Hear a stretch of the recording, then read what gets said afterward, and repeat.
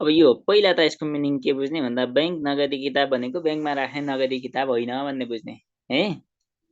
बैंकमा राख्ने नगदी किताब होइन। नाम यसो झट्ट सुन्दा बैंक नगदी किताब बैंक क्यास बुक भन्दा बित्तिकै हजुरको कस्तो सुनिन्छ भन्दा बैंकमा राखेको क्यास बुक जस्तो लाग्छ। होइन, बैंक नगदी किताब कार्यालयले नै राख्छ, कार्यालयले नै प्रयोग गर्ने हो है।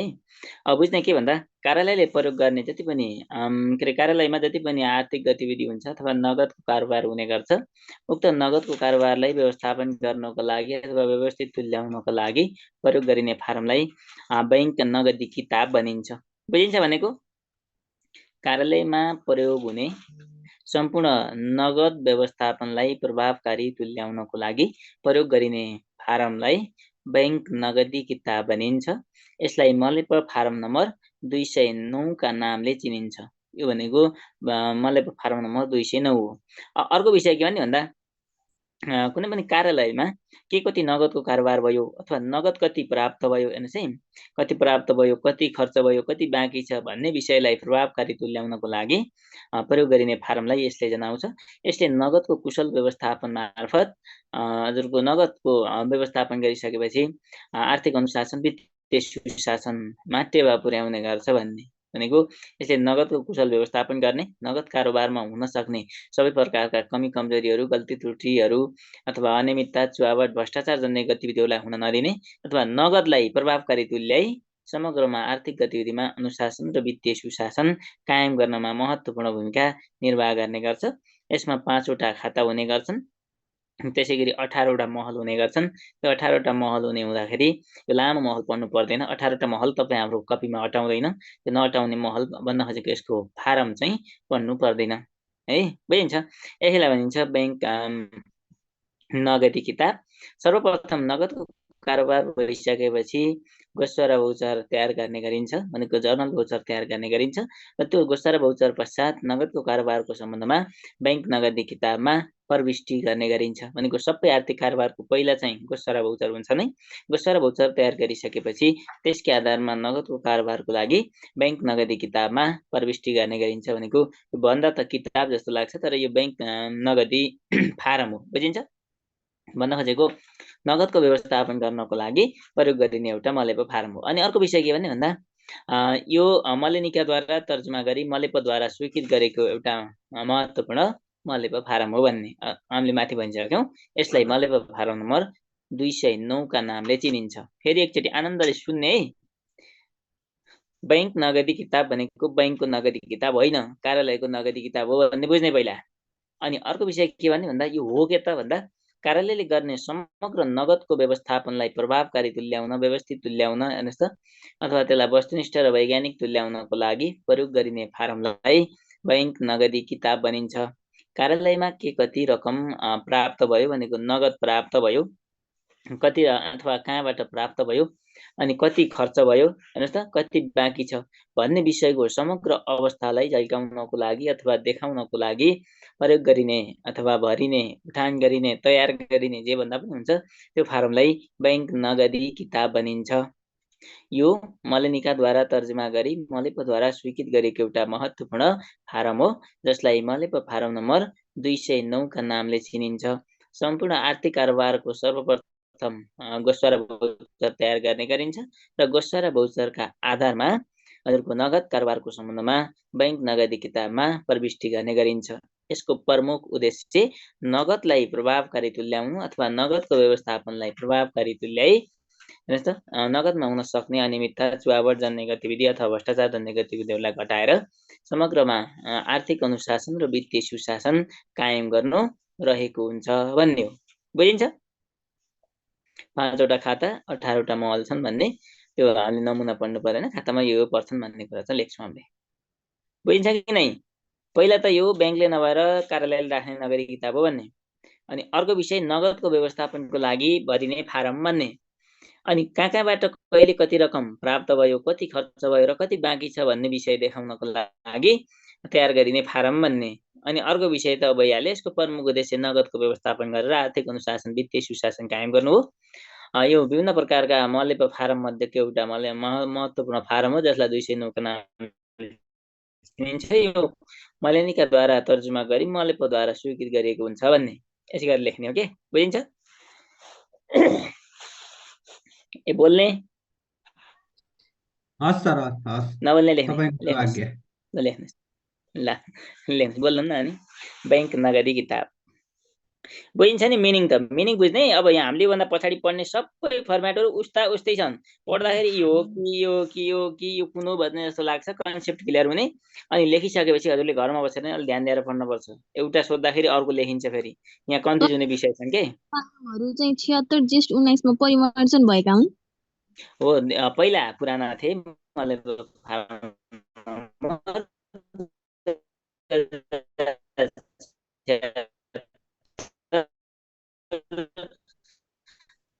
त्यही परिमारेको हो भनेर लेख्न चाहिँ पर्दैन साबिकको चाहिँदैन हजुरले मल्ल पो फारम पढ्दा पनि हामीले अगाडिको अरूको नपढे पनि जिन्सीको पढ्ने भनेको थियौँ नि मल्ल पो फारम नम्बर 401 देखि 418 त्यसपछि हजुरको के अरे धरौटीको पढ्ने भनेको थियौँ धरौटीको 601 देखि 608 सम्म छन् भनेको थियौँ नि हजुरले यहाँ राजस्वको फारम पढ्दैन राजस्वको पढ्न परे 101 देखि 115 सम्म भन्ने छन् ती भनेको साबिकको यति अहिलेको यति भनेर त्यो काममा हजुरको के अरे कन्फ्युज नहुनको लागि राखिएको पुरानो मलाई फारम नम्बर हामीलाई आवश्यक पर्दैन बुझिन्छ ल लेख्नुहोस् बैंक नगदी किताब बैंक नगदी किताब कार्यालयको समष्टिगत नगद व्यवस्थापनलाई कार्यालयको समष्टिगत नगद व्यवस्थापनलाई कार्यालयको समष्टिगत नगद व्यवस्थापनलाई प्रभावकारी व्यवस्थित वस्तुनिष्ठ र वैज्ञानिक तुल्याउन जति जोडे नै हुन्छ है अरू केही होइन के नगदको व्यवस्थापनलाई भनिदियो कार्यालयको समष्टिगत नगद व्यवस्थापनको कार्यलाई व्यवस्थित वस्तुनिष्ठ वैज्ञानिक तुल्याउन अवलम्बन गरिने फारमलाई अथवा प्रयोग गरिने फारमलाई भन्दा पनि हुन्छ अवलम्बन गरिने फारमलाई बैंक नगदी किताब भनिन्छ भयो समष्टिगत नगद व्यवस्थापनको कार्यलाई प्रभावकारी व्यवस्थित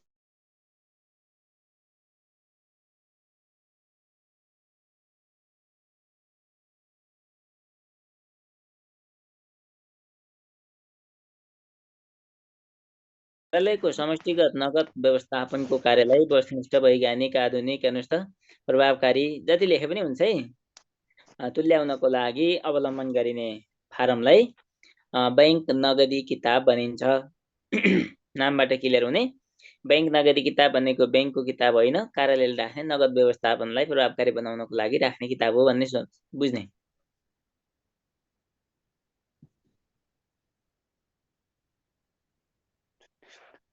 अर्को बुलेट यसको माध्यमबाट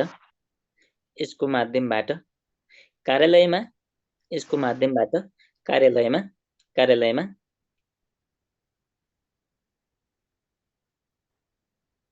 कुन माध्यमबाट कति नगद प्राप्त भयो कुन माध्यमबाट कति नगद प्राप्त भयो अथवा प्राप्त गरियो भनेको है यसको माध्यमबाट कार्यालयमा कुन माध्यमबाट कति नगद प्राप्त भयो अथवा प्राप्त गरियो भन्दा पनि हुन्छ प्राप्त भयो कमा कति खर्च भयो र कति बाँकी छ भनेको प्राप्ति भएकोमा हजुरको खर्च भएकोमा बाँकी भनेको के आम्दानी खर्च र बाँकी भनेको बुझिन्छ कुन स्रोतबाट कति रकम प्राप्त भयो कति खर्च भयो नगद रकम र कति बाँकी छ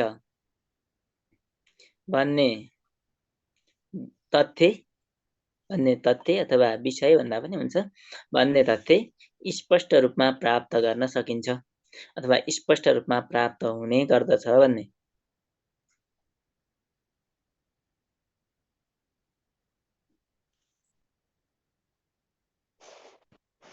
भयो कार्यालयमा कुन स्रोतबाट कहाँबाट कति नगद प्राप्त भयो कति खर्च भयो र कति बाँकी छ भन्ने कुरा यसको माध्यमबाट प्रष्ट हुन सकिन्छ अथवा पुष्टि हुन्छ अथवा त्यो कुराको जानकारी हुन्छ विवरण प्राप्त गर्न सकिन्छ भनेको सकिन्छ कि नै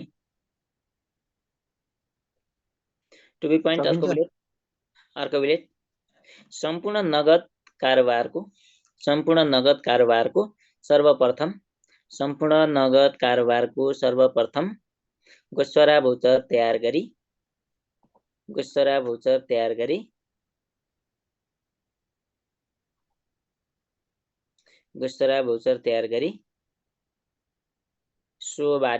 सोबाट भनेको गोस्वरा भौचरबाट भनेको है, गोस्वरा भौचर तयार गरी तत्पश्चात सोबाट भने पनि हुन्छ, तयार गरी सो पश्चात बैंक नगदी किताबमा कारोबार प्रविष्टि गर्ने गरिन्छ अथवा अभिलेख राख्ने गरिन्छ, जनाउने गरिन्छ, जे भने नि हुन्छ है, उल्लेख गर्ने गरिन्छ। सो पश्चात बैंक नगदी किताबमा उल्लेख गर्ने गरिन्छ। भयो।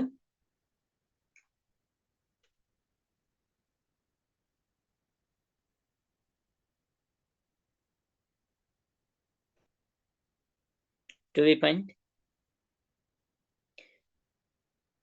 यो दोहोरो लेखा प्रणालीको सिद्धान्तमा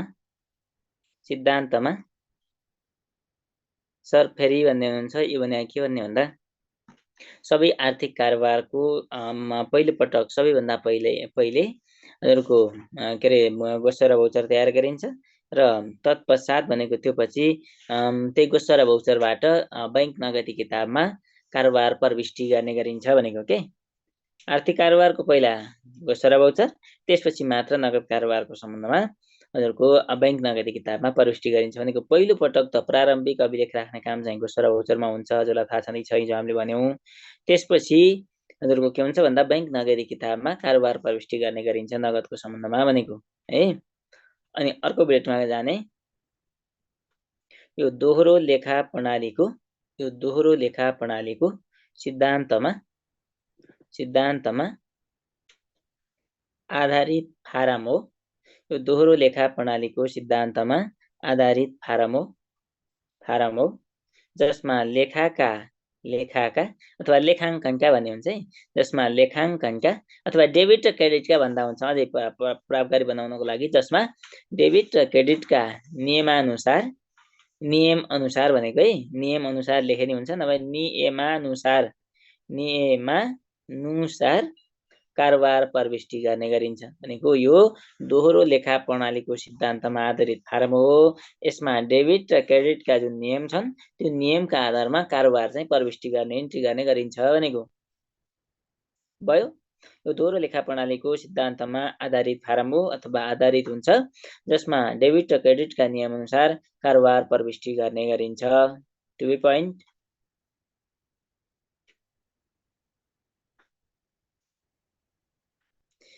यसको प्रमुख उद्देश्य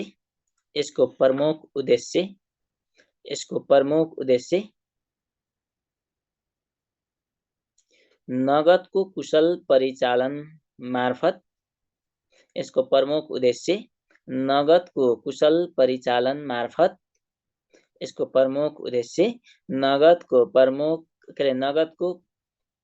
नगदको कुशल परिचालन मार्फत अथवा प्रभावकारी परिचालन मार्फत भन्दा पनि हुन्छ है, नगदको कुशल परिचालन मार्फत आर्थिक अनुशासन र वित्तीय सुशासन कायम गर्नु रहेको हुन्छ। यसको प्रमुख उद्देश्य नगदको कुशल परिचालन मार्फत आर्थिक अनुशासन र वित्तीय सुशासन कायम गर्नु रहेको हुन्छ भनेको यो बैंक नगदी किताबले नगदको परिचालन प्रभावकारी बनाउनु पर्छ र समष्टिगत आर्थिक गतिविधिमा अनुशासन र सुशासन कायम गर्नुपर्छ भन्ने मान्यता राखेको हुन्छ भनेको के बुझिन्छ।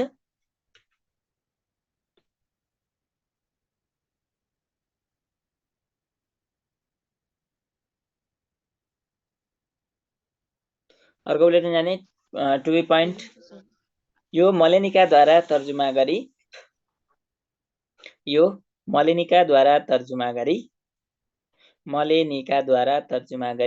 मलेपद्वारा स्वीकृत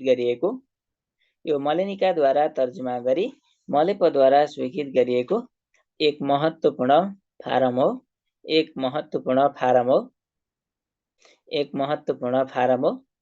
जसलाई मलेप फारम नम्बर 209 का नामले चिनिन्छ। जसलाई मलेप फारम नम्बर 209 का नामले चिनिन्छ। भनेको यो विभिन्न प्रकारका मलेपो फारम मध्येको एउटा महत्त्वपूर्ण फारम हो। हेर्नुहोस् है, यो मलेनिकाद्वारा तर्जुमा गरेर मलेपोद्वारा स्वीकृत गरेको फारम हो, जसले लेखे पनि हुन्छ, जसलाई मलेपो फारम नम्बर 209 का नामले चिनिन्छ। भयो। अर्को बुलेट, बैंक नगदी किताबमा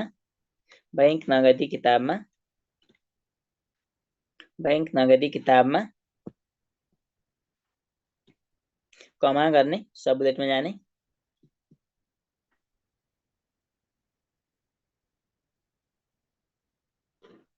पहिलो बुलेट, नगद मौजदात खाता,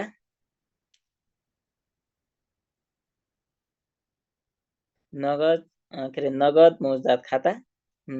मौजदात खाता, कमा। अर्को बुलेटमा बैंक खाता, कमा। अर्को बुलेटमा जाने, बजेट खर्च खाता,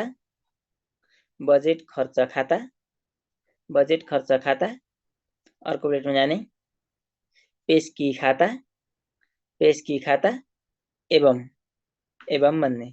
अनि अर्को बुलेटमा गएर विविध खाता गरी 5 वटा खाताहरू रहने गर्दछन्।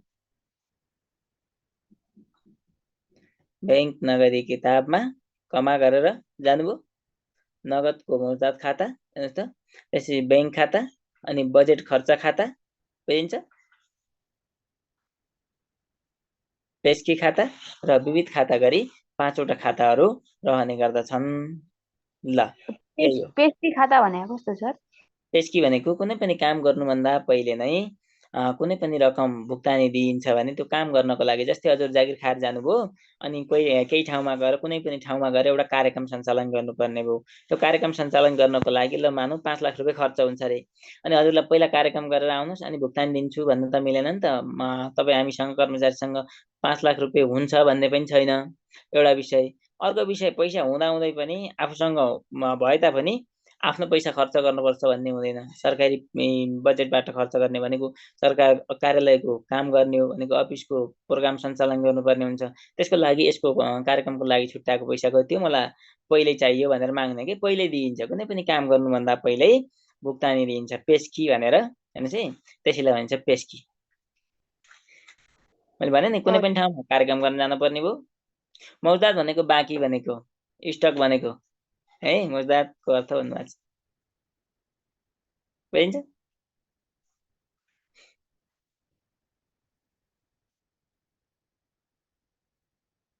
ल, एउटा क्वेसन लेख्ने, यसको अरू केही पढ्नु पर्दैन। यसमा पढ्नुपर्ने यो भने के हो, यसको आवश्यकता उद्देश्य महत्त्व के हो, यसबाट यी विषयबाट आउन सक्ने क्वेसन भनेको छोटकरीमा लेख्नुहोस् भन्ने चाहिँ बढी महत्त्वपूर्ण छ है। जस्तै छोटो टिप्पणी लेख्नुहोस्, बैंक के अरे नगदी किताब भनेर आउँछ के, धेरै चाहिँ।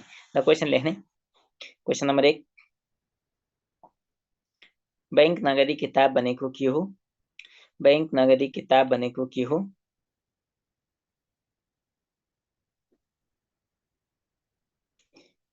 यो किन प्रयोग गर्ने गरिन्छ?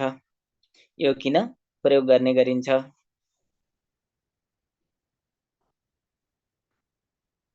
यो किन तयार गर्ने गरिन्छ? 2 + 3 लेख्ने के हो?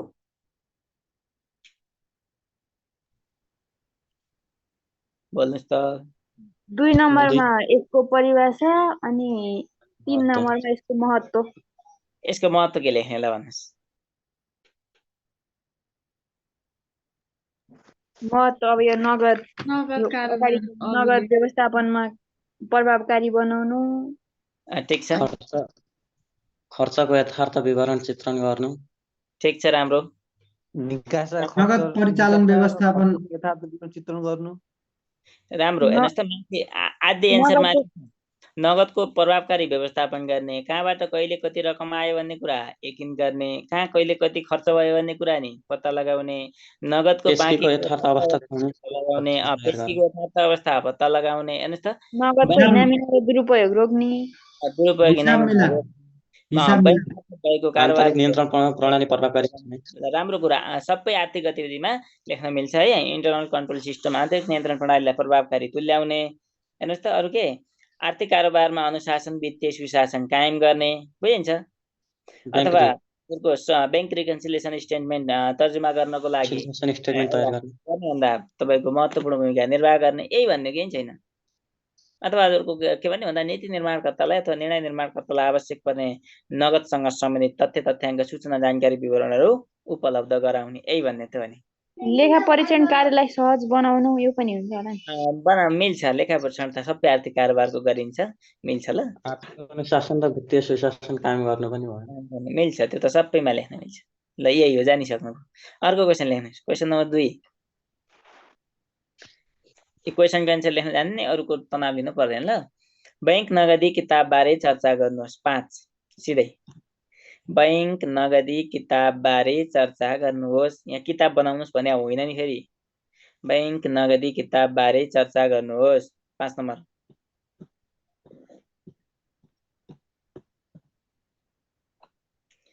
यसले माग्यो के एन्सरको फर्मेट कस्तो हुन्छ अब परिचय लेख्ने सर परिचय यसको परिचय त 5 नम्बरमा त होइन होला अनि महत्त्व पनि लेख्नु पर्यो सर परिचय महत्त्व र समावेश हुने कुराहरू हेर्नुहोस् त ठिक छ हजुरले भनेको मैले बुझेँ माथिल्लो क्वेसनको र यसको एन्सर उस्तै हुन्छ तर एउटा विषय मात्र फरक हुन्छ माथिल्लोमा बैंक नगदी किताब प्रयोग गर्नुपर्नका कारण भने जसरी हामीले महत्त्व लेख्छौँ त्यसरी नलेख्ने पहिला माथि लेख्ने भनेको परिचय नै लेख्ने अनि यसमा विभिन्न 5 वटा खाताहरू हुन्छन् यी खाता हुन्छन् पनि भन्ने त्यो परिचयमै आयो त्यसपछि यसको माध्यमबाट बनाउने अनि कमा गर्ने अनि सबलेटमा गएर नगद व्यवस्थापनलाई प्रभावकारी बनाउन खर्चको यथार्थ अवस्था पत्ता लगाउन आर्थिक अनुशासन वित्तीय सुशासन कायम गर्न हेर्नुहोस् त नीति निर्मातालाई आवश्यक पर्ने तथ्य तथ्याङ्क उपलब्ध गराउन हेर्नुहोस् त सन्तुलन परीक्षण तयार गर्ने आधार तय गर्न टेवा पुग्दछ भन्ने के यसरी लेख्ने हो भन्नुको महत्त्व यो हो भनेर जोड्ने होइन महत्त्व सोध्या छैन तर जोड्ने चाहिँ माथि पहिला परिभाषा अलि धेरै जोड्ने अनि तल गएर 2-4 वटा महत्त्व जोडेर एन्ड गर्ने बुझिन्छ यसको एन्सर त्यस्तो भनेको एन्सर एउटै हो फर्मेट चाहिँ त्यस्तो हुन्छ के पहिले काहीँ सिधै 5 नम्बरको क्वेसन कुनै पनि विषयका सम्बन्धमा सोध्न सक्छ हजुरलाई त्यस्तो अवस्थामा त्यसरी लेख्ने जस्तै अस्ति हामीले भनेको थियो नि जस्तै के अरे व्यक्तिगत घटना दर्ताबारे चर्चा गर्नुहोस् भन्यो भने व्यक्तिगत घटना दर्ताको परिचय लेख्ने अनि यसको माध्यमबाट यो गर्न टेवा पुग्छ भन्ने हो के लेख्न पर्यो निष्कर्ष लेख्न पर्दैन यसमा हैन पर्यो निष्कर्ष लेख्न त बैंकमा पर्यो यसमा नि पर्छ हो सबैमा लेख्न पर्छ निष्कर्ष लेख्न नपर्ने एउटा मात्र क्वेसन छ हजुरले लेख्नेमा हामीले म्याथमा त निष्कर्ष लेख्न पर्छ सेकेन्डमा थाहा छ कि छैन अत यसको एन्सर यति भनेर लेख्छौँ नि त्यही त हो निष्कर्ष भनेको सबै क्वेसनमा निष्कर्ष लेख्न चाहिँ हजुरलाई के भन्दा एउटा क्वेसनमा लेख्न पर्दैन सकिन्न अरू क्वेसनमा लेख्ने कानुनमा निष्कर्ष लेख्न पर्दैन भन्छन् मान्छेले निष्कर्ष लेख्न पर्दैन भने होइन नलेख्ने हुन्छ भने हो तर लेख्दा राम्रो हुन्छ सर कानुनमा चाहिँ लेख्न हुँदैन भन्ना थियो लेख्न नलेखे नि हुन्छ भन्ना थियो त नलेखे पनि हुन्छ लेख्न हुँदैन भन्ने चाहिँ होइन है नलेखे नि हुन्छ हुन त यो लक्ष्यै नपढे नि हुन्छ एक्जामै नदिए पनि हुन्छ है फर्म भर्ने अनि किताब किन्ने अनि नपढे नि हुन्छ हुन त भएकै छ हो त्यस्तो हैन मैले सुनेको थिएँ कि कसले भन्नुभएको थियो कानुनको विषयमा मैले सुरुमै भने त हजुरलाई भन्न त कानुनमा नलेख्दा नि हुन्छ भन्छन् तर लेखे जस्तो नलेखेर हुन्न भनेको के उदाहरणको लागि चालु 15औं योजनाका रणनीतिहरू बारे चर्चा गर्नुहोस् भनेर क्वेसन आउँछ त्यो कानुनको क्वेसन हो बुझ्ने योजना भनेको त हाम्रो कानुन हो अब त्यो लेखिसकेपछि माथि एक लाइन योजनाको परिचय लेख्ने अनि चालु 15औं आवधिक योजनामा विभिन्न प्रकारका रणनीतिको व्यवस्था गरेको छ जसलाई दियाबिनी मूल्य गर्न सकिन्छ भन्ने तिसु आउ पुग परास भने ती 8 वटा विषय सरर लेख्ने अनि तल गएर निष्कर्ष माथि उल्लेखित रणनीतिहरूको व्यावहारिक रूपमा कार्यान्वयन हुन सकेको खण्डमा समृद्ध नेपाल सुखी नेपालीको राष्ट्रिय लक्ष्य पूरा हुने कुरामा दुई मत हुनु पर्दैन भनेर लेख्नु त कति राम्रो हुन्छ लेख्न नलेख्दा पनि हुन्छ भने हो तर लेख्दा राम्रो हुन्छ के त्यही भएर मैले नपढे हुन्छ भने हो बुझिन्छ त्यस्तो हैन मैले कता सुनेको थिएँ कि अनि कानुनको विषय अरूमा चाहिँ लेख्नु पर्छ कानुनको विषयमा लेख्नु पर्दैन अरे हैन हजुरलाई नेगेटिभ भन्या होइन लेख्न पर्दैन लेख्न हुन्न भनेको होइन है तर हजुरको लेख्दा राम्रो हुन्छ त्यसरी बुझ्ने। हजुरले निष्कर्ष नलेख्ने एउटा मात्र विषय छ त्यो म भन्छु, अरूमा सबैमा निष्कर्ष लेख्नुपर्छ भन्ने बुझ्ने। म्याथमा क्यालकुलेटर पाउने नपाउने कस्तो कहाँ खालको पाउने हो सर एकचोटि भन्नु न। सिम्पल क्यालकुलेटर प्रयोग गर्न पाउने है, पसलतिर ठुलो क्यालकुलेटर राख्छ नि त्यो प्रयोग गर्न पाइन्छ, हामीले त्यो साइन्टिफिक प्रयोग गर्छौँ नि त्यो प्रयोग गर्न पाइँदैन बुझ्ने, त्यही हो। त्यहाँ भएर सूत्रहरू चोरेर लग्या हुन्छ नि। त्यही अगाडि भएर बढौँ सर, अगाडि बढौँ। हजुरलाई हामीलाई आउने क्वेसन म्याथमा आउने क्वेसन त्यही ठुलो क्यालकुलेटरले काम गर्ने हुन्छ, फेरि त्यो साइन्टिफिक चाहिँदैन है। साइन कस थीटा अब ती चाहिँ आउँदैन। ल अनि अर्को क्वेसनमा जाने। छोटकरीमा लेख्नुहोस्, छोटकरीमा लेख्नुहोस्। क बैंक नगदी किताब, क बैंक नगदी किताब। खमा जाने गस्वारा भौचर, गस्वारा भौचर, गस्वारा भौचर 2.5 × 2 अथवा 2.5 + 2.5। एउटा कुरा याद गर्ने सधैँभरि अब लेख्ने नलेख्ने भन्ने विषय त अस्ति त्यो परीक्षा केन्द्र कायम गरिएको के भन्नुहुन्छ, क्यालकुलेटर म्याथमा चाहिँ लान पाइन्छ ल, तर लिन पाइन्न भनेको थियो, भनेको म्याथको लागि पाइन्छ के। ल अब यहाँ भन्दा के भन्ने भन्दा सुन्नुहोस् त, हजुरले सधैँभरि याद गर्ने लेख्ने नलेख्ने त हजुरको हातमा हो है, लेख्नुहुन्छ लेख्नुहुन्न भन्ने विषय। तर मैले भनेको जुन हामीले अहिले लेख्यौँ नि छोटकरीमा लेख्नुहोस् अथवा टिप्पणी लेख्नुहोस् भनेर 2.5 नम्बरमा आएको प्रश्नमा निष्कर्ष लेख्नु आवश्यक छैन र यसमा लेख्न पनि सकिँदैन, किन भन्दा हामीलाई 5 नम्बरमा दुईटा क्वेसन आएका छन्।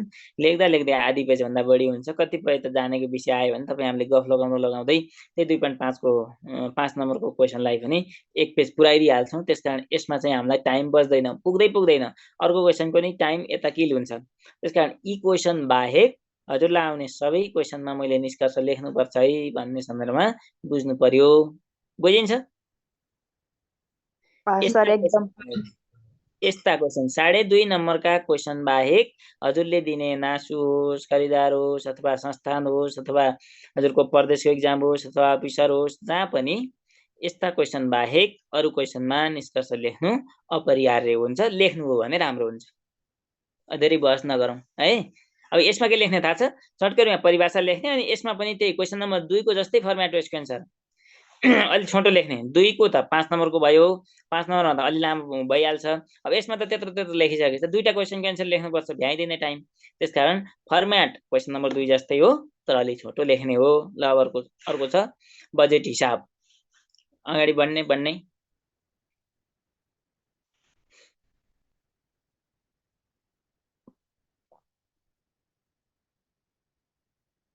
यो पनि छोटो छ, थोरै केही पनि छैन। सुन्ने एउटा विषय पढ्नुपर्छ, यसमा हजुरले घोक्नुपर्छ। यहाँ भन्दा के भन्दा बजेट हिसाब नामबाटै थाहा छ। हेर्नुहोस् त, कार्यालयको समष्टिगत बजेट व्यवस्थापनलाई प्रभावकारी, व्यवस्थित, वस्तुनिष्ठ तुल्याउनको लागि हजुरको प्रचलनमा ल्याइएको अथवा विकसित एवं अवलम्बित भने पनि हुन्छ, अथवा प्रचलनमा ल्याइएको अथवा अवलम्बित फारमलाई बजेट हिसाब भनिन्छ। यसले बजेटको कुशल व्यवस्थापन गर्ने, बजेटको सीमा उल्लङ्घन गरी खर्च गर्न नदिने र बजेटका समष्टिगत विषयहरूमा भनेको आर्थिक प्रशासनका समष्टिगत विषयमा अनुशासन र सुशासन कायम गर्ने लक्ष्य राखेको हुन्छ। यो पनि मलेनिकाद्वारा तर्जुमा गरी मलेपद्वारा स्वीकृत गरिएको एउटा महत्त्वपूर्ण फारम हो, जसलाई मलेप फारो नम्बर अघिको भन्दा -1 ले चिनिन्छ भन्ने बुझिन्छ। भनेपछि यो 208 हो। यो परिभाषा त एउटै जस्तो छ त सर, झुकिन्छ कि जस्तो? त्यही त, यति मात्र हैन, योभन्दा पछाडि आउने पनि उस्तै छ, विषय एउटै हो। हजुरलाई बुकमा लामो बनाएर एकदम धेरै गफ हानेर धेरै गरेको छ, तर मैले ठ्याक्कै जे हो त्यही विषय लेखाएको। बजेट हिसाब भनेको अरू केही हैनन् कि यी सबै लेखाका फारम हुन्, बुझ्ने। त्यसकारण जे नामको छ त्यसैलाई प्रभावकारी बनाउनको लागि अवलम्बन गरेको फारम हो के यो। थोरै माथिको मिनिङ एउटा भइसकेपछि तलको फेरि उस्तै हुन्छ के। हामीलाई एउटा आउने नभए अगाडि र पछाडिको दुईटा आउँछन्, एउटै फर्मेटमा त्यसरी लेख्ने हुन्छ चाहिँ है। झुक्किनलाई झुक्किन्छ जस्तो छ, तर आन्नाले बुझ्यो भने फेरि क्लियर हुन्छ। अनि अर्को विषय के नगद भने नगद व्यवस्था नगदी किताब भने नगद व्यवस्थापन, बजेट हिसाब भने नि बजेट व्यवस्थापन। त्यति हो, बुझिन्छ। अनि अर्को विषय के भने भन्दा बजेट हिसाबलाई 3वटा खण्डमा हजुरको के अरे विभाजन गरिन्छ अथवा बाँडफाँड गर्ने गरिन्छ। एउटा विनियोजन हुन्छ, अर्को निकासा हुन्छ, अर्को खर्च हुन्छ। विनियोजन भनेको बाँडफाँड भएर आएको हुन्छ, निकासा भनेको कति निकासा दियो भन्ने हुन्छ, अनि अर्को खर्च खण्ड हुन्छ। यसलाई 3वटा खण्डमा विभाजन गर्ने गरिन्छ। के पनि छैन, यति हो। त्योभन्दा धेरै लेख्नु पनि पर्दैन, विषय पनि छैन। यहाँ गफ लगाएर धेरै लामो बनाउनु आवश्यक पनि छैन, बुझिन्छ। फेरि सुन्ने, कार्यालयको बजेटसँग सम्बन्धित समष्टिगत गतिविधिहरूलाई प्रभावकारी, व्यवस्थित, वस्तुनिष्ठ, वैज्ञानिक तुल्याउनको लागि प्रयोग गरिने फारमलाई अथवा विकसित एवं अवलम्बित फारमलाई बजेट हिसाब भनिन्छ। अर्को विषय हामीले के भन्यौँ, यसले चाहिँ बजेटको हेर्नुहोस् है विनियोजन, निकासा र खर्चको यथार्थ अवस्था चित्रण गर्ने गर्दछ। यसले बजेटको प्रभावकारी व्यवस्थापन गर्ने, बजेटको सीमा उल्लङ्घन गरी खर्च गर्न नदिने अथवा खर्च गर्न रोकी समष्टिगत बजेट प्रणालीमा आर्थिक अनुशासन र वित्तीय सुशासन कायम गर्ने लक्ष्य लिएको हुन्छ। र अर्को विषय यो विभिन्न प्रकारका त्यही मलेप फारम मध्येको एउटा हो भन्ने सन्दर्भमा जोड्ने कि यो मलेलिकाद्वारा तर्जुमा गरेको गरी मलेपद्वारा स्वीकृत गरेको एउटा महत्त्वपूर्ण फारम हो, जसलाई मलेप फारम नम्बर 208 का नामले चिनिन्छ। सिद्धो केही छैन। यसको आवश्यकता उद्देश्य महत्त्व र अघिको आवश्यकता उद्देश्य महत्त्व एउटै हुन्छ, केही पनि छैन, फरकै छैन। त्यहाँ हेर्नुहोस्, हजुरको बुक कसैको पढ्दै हुनुहुन्छ होला नि, बुक त तल माथि हेर्नुहोस् त, तल माथि 3 बुलेट तल माथि छन्, अरू केही पनि फरक हुन्न। एन्सर उस्तै हुन्छ, पढ्दै जाँदा ध्यान दिएन भने माथि फरक तल फरक लाग्छ। अनि के हो उस्तै छ भन्ने, अनि सबै सूत्र बनाउने, सबै घोक्ने गर्दा गर्दै जस्तै हुन्छ। बुझेर क्लियर भएर पढ्ने, त्यसैको लागि हजुरले क्लास पढ्दै हुनुहुन्छ, क्लियर हुने है। बुझिन्छ बजेट हिसाब भनेको? नगदी किताबमा चाहिँ नगद मात्रै रहेछ, बजेट हिसाबमा चाहिँ बजेट मात्रै। त्यही हो है, यसरी बुझ्नु पर्यो। ल लेख्नुहोस् बजेट हिसाब।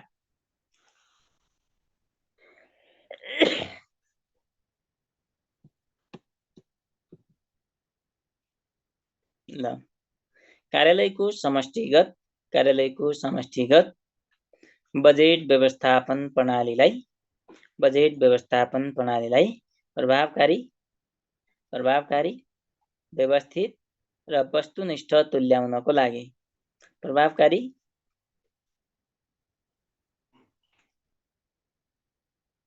वस्तुनिष्ठ, वैज्ञानिक जति लेखे नै हुन्छ है, तुल्याउनको लागि अवलम्बन गरिने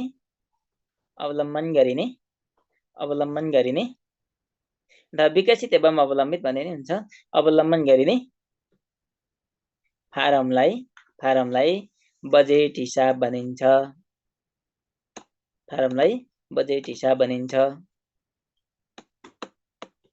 अर्को बुलेट टु बी पोइन्ट है, यसको प्रमुख उद्देश्य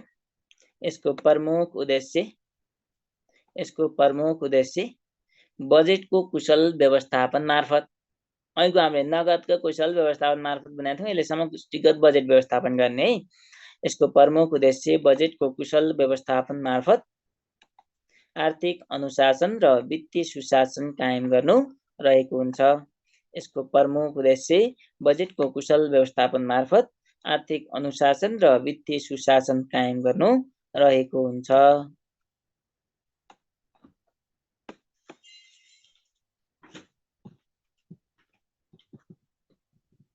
भयो, बजेटको कुशल व्यवस्थापन मार्फत हजुरको के अरे आर्थिक अनुशासन, वित्तीय सुशासन कायम गर्नु रहेको हुन्छ। अनि अर्को बुलेटमा जाने, यसले कार्यालयमा प्राप्त भएको बजेट अथवा कार्यालयमा विनियोजित भई प्राप्त भएको बजेट, अथवा यस्तो भने नि हुन्छ है, विनियोजन, निकासा, खर्च त्यही खण्ड अनुसार जोडे पनि हुन्छ। यसले कार्यालयमा विनियोजन भएको बजेट, विनियोजन मात्र लेख्दा पनि हुन्छ, हामीले खण्डको कुरा जोड्दाखेरि विनियोजन भएको बजेट कमा गर्ने, निकासा भएको बजेट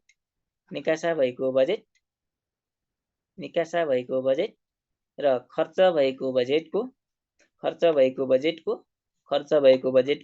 यथार्थ अवस्था चित्रण गर्ने गर्दछ।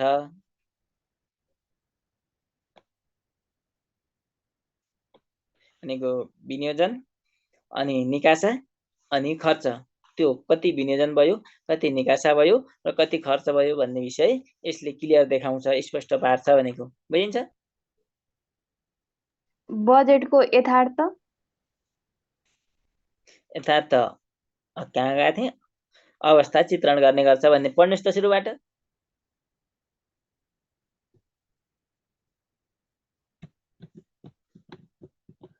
मैले यहाँ जोड्न खोजेको के भन्दा यसले बजेटको विनियोजन कति भएको थियो अनि निकासा कति भएको थियो र खर्च भएको थियो कति भएको थियो भन्ने विषय स्पष्ट रूपमा प्रश्न पार्छ अथवा त्यो विषय झल्काउँछ देखाउँछ भनेको भन्नुहोस् अनि बल्ल सिलसिला मिलाउँछु। देखिन्छ कि भन्दा भन्दै के भन्ने भन्ने हो। हजुर यसले कार्यालयमा विनियोजन भएको बजेट, निकासा भएको बजेट र खर्च भएको बजेटको यथार्थ अवस्था चित्रण गर्ने गर्दछ भन्नु पर्यो, जोड्नु पर्यो। यथार्थ अवस्था बजेटको विनियोजन गर्ने गर्दछ। होइन कहाँ विनियोजन चित्रण गर्ने देखाउने गर्छ झल्काउने गर्छ भनेको के गर्ने गर्दछ यथार्थ चित्रण अवस्था। गर्ने गर्दछ देखाउने गर्छ भनेको है। फेरि लास्टमा गएर विनियोजन गर्ने गर्छ भनेर लेखेपछि त बिग्रिहाल्यो। देखाउने गर्दछ भयो।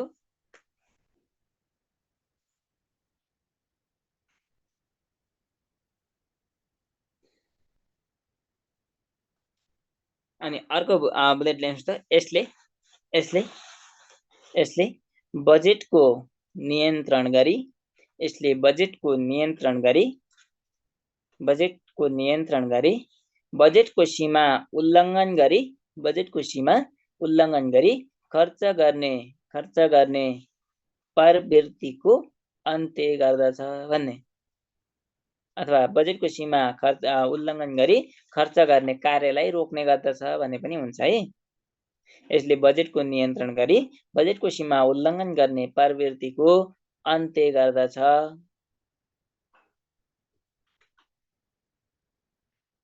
उल्लङ्घन गरी खर्च गर्ने कार्यलाई रोक्दछ। उल्लङ्घन गरी खर्च गर्ने कार्यलाई रोक्दछ। ठिक छ, बस मिलिहाल्छ है, जसरी लेखे पनि हुन्छ। विषय चाहिँ आउनु पर्यो भनेको मागेको विषय त्यसको कुरो चाहिँ के हो त्यो कुरो चाहिँ आउनुपर्छ। अनि अर्को बुलेटमा जाने यो मलेनिकाद्वारा, यो विषय त आफै लेख्न जान्ने हुनुपर्छ। यो मलेनिकाद्वारा तर्जुमा गरी आफै लेख्नुहोस् त माथि लेखे जस्तै। यो मलेनिकाद्वारा तर्जुमा गरी मलेपद्वारा स्वीकृत गरिएको यो मलेनिकाद्वारा तर्जुमा गरी मलेपद्वारा स्वीकृत गरिएको एक महत्त्वपूर्ण फारम हो जसलाई मलेप फारम नम्बर 208 का नामले चिनिन्छ। अनि यो मलेनिकाद्वारा तर्जुमा गरेर मलेपद्वारा स्वीकृत गरेको एउटा महत्त्वपूर्ण फारम हो जसलाई मलेप महालेखा परीक्षक फारम नम्बर 208 का नामले चिनिन्छ अथवा नामले समेत चिनिन्छ, जसरी लेख्दा पनि हुन्छ। लियाइयो यसको तल लेख्ने नोट यसको आवश्यकता उद्देश्य महत्त्व बैंक नगदी किताबसँग मिल्छ भन्ने। त्यो एक दुईटा त त्यो बजेटका भनेर जोड्ने, अरु सबै एउटै हो।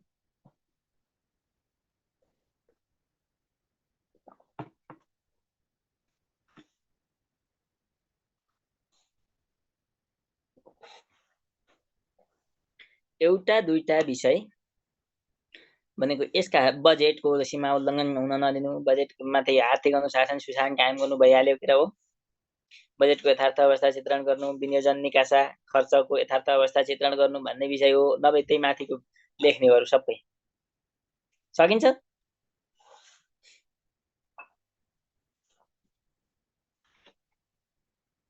सकिन्छ कि नै? सकिन्छ सर, सकिन्छ। ल अब बुक पल्टाउनुहोस् त। बुकमा खोज्ने बजेट हिसाबका 3वटा महलहरू अथवा 3टा खण्ड भन्ने छ कि छैन? विनियोजन खण्ड, निकासा खण्ड र खर्च खण्ड।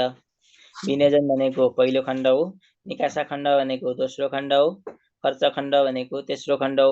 विनियोजन खण्डले के कति बजेट विनियोजन गरिएको छ भन्ने विषय देखाउँछ।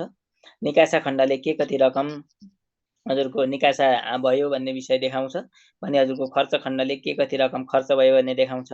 विनियोजन खण्डले विनियोजनको लेखा राख्छ अथवा अभिलेख देखाउँछ।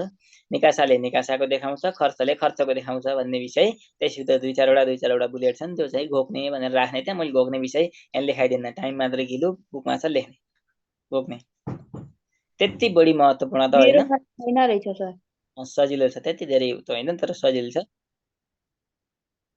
बुक हेर्नु भएको छैन भने क्वेसन एन्सर मात्र हेर्नुहुन्छ कि उहिलेदेखि भनेको छु मैले। कम्तीमा बुक हेर्नुहोस् है, बुक हेर्नुहोस्, पहिला बुक, त्यसपछि क्वेसन एन्सर, पहिला बुक, त्यसपछि क्वेसन एन्सर।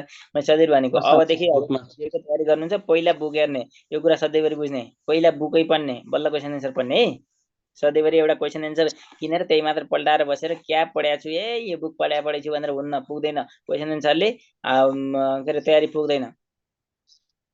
जेको तयारी गर्नुहुन्छ पहिला बुक, त्यसपछि क्वेसन एन्सर। क्वेसन एन्सरको मात्र पछि नलाग्ने। हुन त मेरा सबै धेरै बुकै क्वेसन एन्सर छन्, फेरि मैले मेरा बुक छन् भनेर भने होइन है, क्वेसन एन्सरै छन्। तैपनि हजुरले पहिला बुक पढ्ने अनि क्वेसन एन्सर बल्ल पछि हेर्नुपर्छ। बुक लेख्दाखेरि सबै भए जतिकै विषय समावेश गर्न सकिन्छ। क्वेसन एन्सर लेख्दाखेरि ती सबै विषयहरू समावेश हुँदैनन् के। त्यसकारण पहिला बुक, रेफरेन्स बुक, अनि त्यसका लागि हेल्पको लागि बल्ल क्वेसन एन्सर। सधैँभरि यो गर्ने। सानो थोरै विषय कतै छुट्यो भने पनि पढ्ने विषय, जानकी विषय अथवा एकचोटि हेर्दा पनि हुने विषय बुकमा चाहिँ भइ नै हाल्छ। हजुरको उही सिलेबसमा ठ्याक्कै भेटिन्छ। क्वेसन एन्सरमा चाहिँ सबै विषय समावेश हुँदैनन्, कसैको पनि हुँदैनन् के। त्यसकारण बुक चाहिँ हेर्नुपर्छ। जसको हेर्ने हेर्ने, बुक चाहिँ पहिला हेर्ने। बुझिन्छ? बुझिन्छ सर। होइन कसरी पढ्ने भन्ने त भन्नुभयो नि।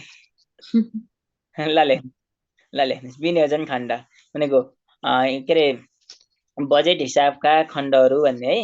बजेट हिसाबका खण्डहरू, बजेट हिसाबका खण्डहरू एउटै हुन्छ। त्यहाँ जहाँ पढे पनि विषय एउटै हुन्छ है, फरक विषय हुन्न। बजेट हिसाबका खण्डहरू भन्ने कमा जाने, क बजेट विनियोजन खण्ड भन्छ त्यसलाई। भनेको विनियोजन खण्ड मात्र लेखे पनि हुन्छ है। विनियोजन खण्ड, त्यसभित्र लेख्ने टु बी पोइन्ट, यो बजेट हिसाबको पहिलो खण्ड हो। यो बजेट हिसाबको पहिलो खण्ड हो। यो के अरे बजेट हिसाबको पहिलो खण्ड हो। अर्को बुलेटमा जाने, यसले विनियोजित रकमको हिसाब राख्ने गर्दछ अथवा अभिलेख राख्ने गर्छ भने नि हुन्छ, लेखाङ्कन राख्ने गर्छ भने पनि हुन्छ। यो के अरे बजेट हिसाबको पहिलो खण्ड हो। त्यसपछि यसले विनियोजित बजेटको हिसाब किताब राख्ने गर्छ। अर्को बुलेटमा जाने, विनियोजित भई स्वीकृत गरिएको रकम अथवा विनियोजन गरी स्वीकृत गरिएको रकम भने पनि हुन्छ है। विनियोजन गरी स्वीकृत गरिएको रकम यो महलमा चढाउने गरिन्छ। यो महलमा चढाउने गरिन्छ। विनियोजन भएर स्वीकृत भएको रकम यो महलमा चढाउने गरिन्छ।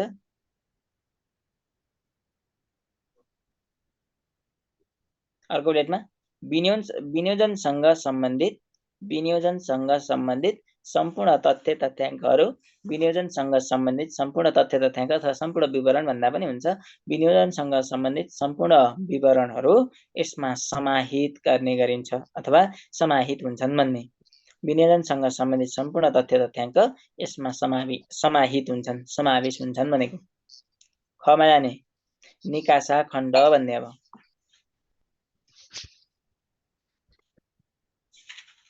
निकासा खण्ड, त्यो माथिल्लो पहिलो थियो भने यो दोस्रो खण्ड हो भन्ने। यो बजेट हिसाबको दोस्रो खण्ड हो। यो बजेट हिसाबको दोस्रो खण्ड हो।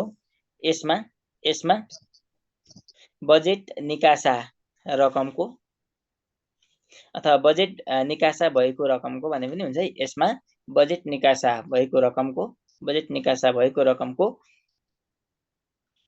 रकमको अभिलेख राख्ने गरिन्छ अथवा हिसाब राख्ने गरिन्छ भन्दा पनि हुन्छ। अभिलेख राख्ने गरिन्छ।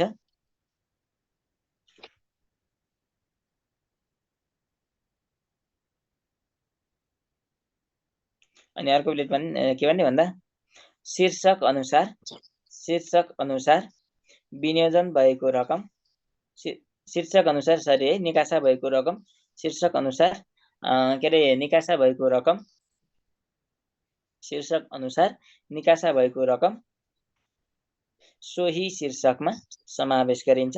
कुन कुन शीर्षकमा निकासा भएको छ त्यही शीर्षकमा अभिलेख राखिन्छ उठाइन्छ भनेको के है। के अरे निकासा भएको रकम हजुरको जुन शीर्षकमा जति रकम निकासा भएको छ त्यही शीर्षकमा त्यति रकमकै अभिलेख राख्ने गरिन्छ भनेको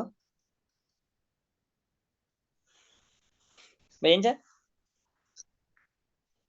शीर्षक अनुसार निकासा भएको रकम सोही शीर्षकमा राखिन्छ अथवा अभिलेख राखिन्छ भन्ने। अनि यो पुरै महललाई क्रेडिट महलमा राखिन्छ अथवा यो पुरै महललाई क्रेडिट महलका नामले चिनिन्छ भन्ने। बजेट निकासा भनेको खर्च भनेको हो। खर्च भन्यो भने हजुरको के हुन्छ भन्दा क्रेडिटमा राखिन्छ भन्ने। निकासा पुरै के अरे निकासा गर्दाखेरि क्रेडिटमा राखिन्छ। अनि अर्को यसमा निकासा रकम र थप निकासा रकम यसमा निकासा रकम र थप निकासा रकम दुवैको अभिलेख राखिन्छ।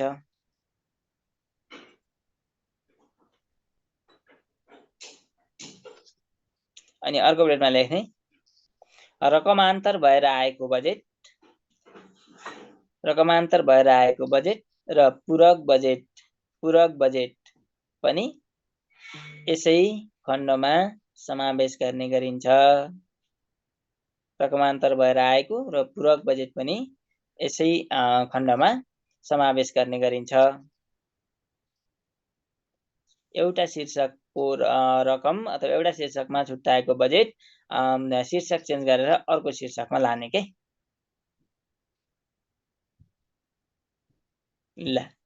पूरक भनेको नपुगेको मागेर पूर्ति गरेको भनेको। पूरक परीक्षा भनेर थाहा थियो कि छैन? पहिला थियो नि, आजभोलि त छैन। अन्त आजभोलि नि हुन्छ कि के हुन्छ खै थाहा छैन। पहिला पूरक भन्ने हुन्थ्यो नि, दुईटा विषयलाई आइसम्म पूरक दिन मिल्ने भन्ने थियो। एउटा विषय दुईटा भन्दा बढी लागेको झाम्टे परे भन्थे हाम्रो पाला। तपाईँहरूका पाला त के भन्थे है? अब त्यसपछि हजुर दिलाव के भन्थे हाम्रा झाम्टे यो झाम्टे पर्यो रे, यो पूरक पर्यो रे भन्थे। पूरक भनेको अब केही थोरै नपुगेको त्यसलाई चाहिँ फेरि अवसर दिएर पछि पास हुनलाई पूरक भने जस्तै यो भनेको नपुगेको बजेट फेरि मागेर पुऱ्याएको पनि यसमा राखिन्छ भनेको है। अनि गमा जाने के अरे अब खर्च खण्ड बजेट खर्च खण्ड भन्ने। पहिलो विनियोजन, दोस्रो निकासा, तेस्रो खर्च। अब त्यस्तै गरेर अघि जस्तै लेख्ने यो बजेट हिसाबको तेस्रो खण्ड हो भन्ने। यो बजेट हिसाबको तेस्रो खण्ड हो। यसले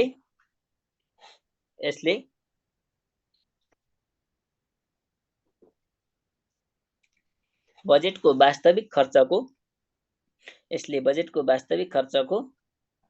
यथार्थ विवरण राख्ने गर्दछ। यसले बजेटको वास्तविक खर्चको यथार्थ विवरण राख्ने गर्दछ। भयो।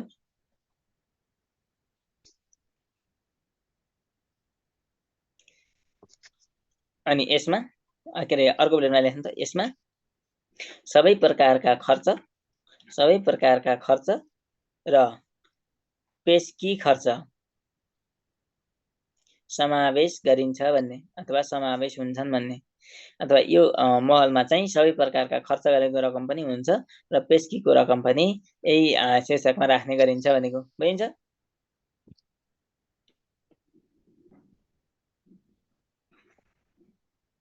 अनि अर्को विषय के भन्ने भन्दा यो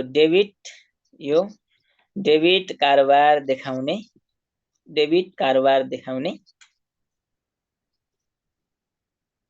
खण्ड हो। अथवा यसले डेबिट कारोबारको हजुर के गर्छ भन्दा हिसाब किताब देखाउने गर्छ अथवा विवरण देखाउने गर्छ भन्ने पनि हुन्छ है।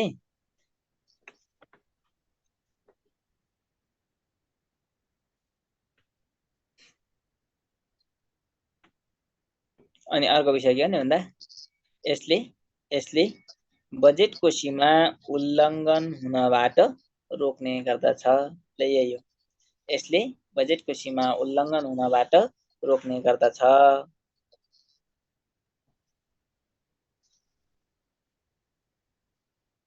यसले बजेटको उल्लङ्घन हुनबाट अथवा बजेटको जुन के अरे सीमा छ त्यो सीमा उल्लङ्घन हुनबाट रोक्ने गर्दछ। सकिन्छ? सकिन्छ सर। ल अब क्वेसन लेख्ने। Question number 1,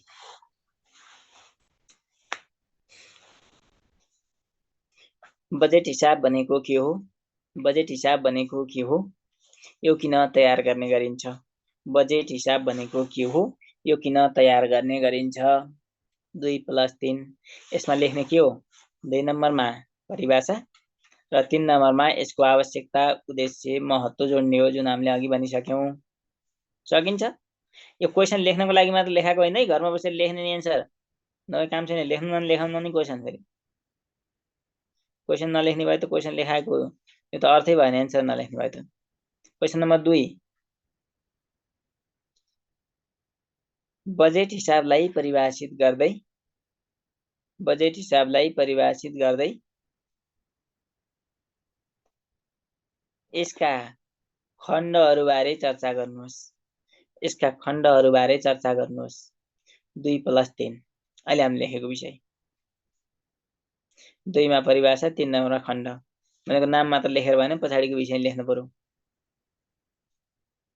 question number 3, budget हिसाबबारे चर्चा गर्नुहोस्।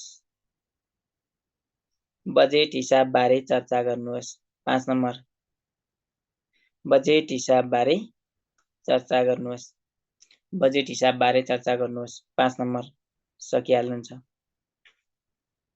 क्वेसन नम्बर 4, त्यो भनेको माथिको जस्तो गरेर लेख्ने भनेको है, पहिला परिभाषा लेख्ने अनि यसले अथवा यसको माध्यमबाट यो गर्न टेवा पुग्छ भन्ने।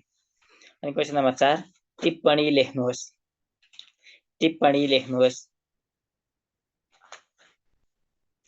अथवा कहिलेकाहीँ छोटो टिप्पणी लेख्नुहोस् भन्छ। यो टिप्पणी लेख्नुहोस् भनेको हजुरले सेकेन्ड पेपरमा पढ्नुहुन्छ नि, टिप्पणी लेखन भनेको त्यो होइन नि। फेरि पढ्नुभयो नि त्यतातिर। यहाँ टिप्पणी लेख्नुहोस्। क बजेट हिसाब,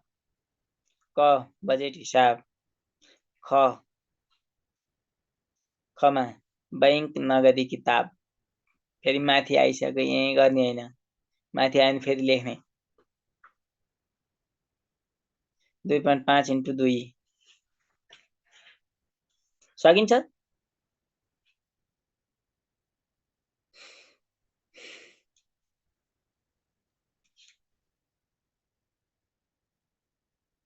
ल अब अर्को छ, अर्को टपिक्समा गइहाल्ने।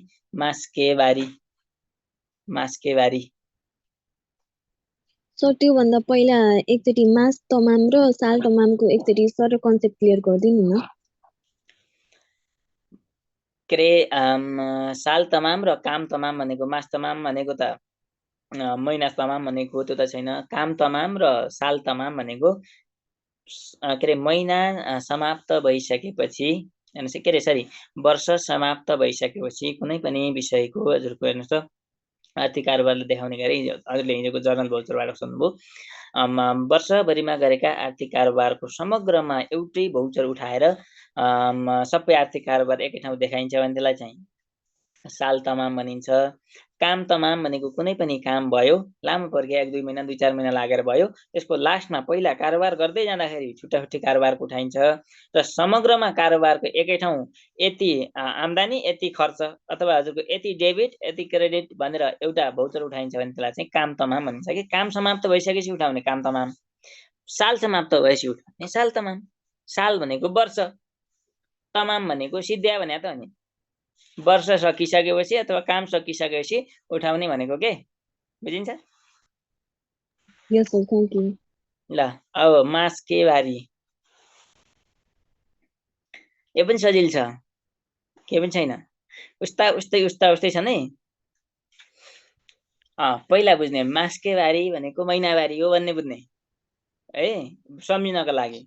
यो भने के हो भन्दा महिनामा तयार गरिने विवरण मास्केबारी हो, जसलाई हामीले महिनावारी फर्म्याटका नामले सम्झिन्छौँ।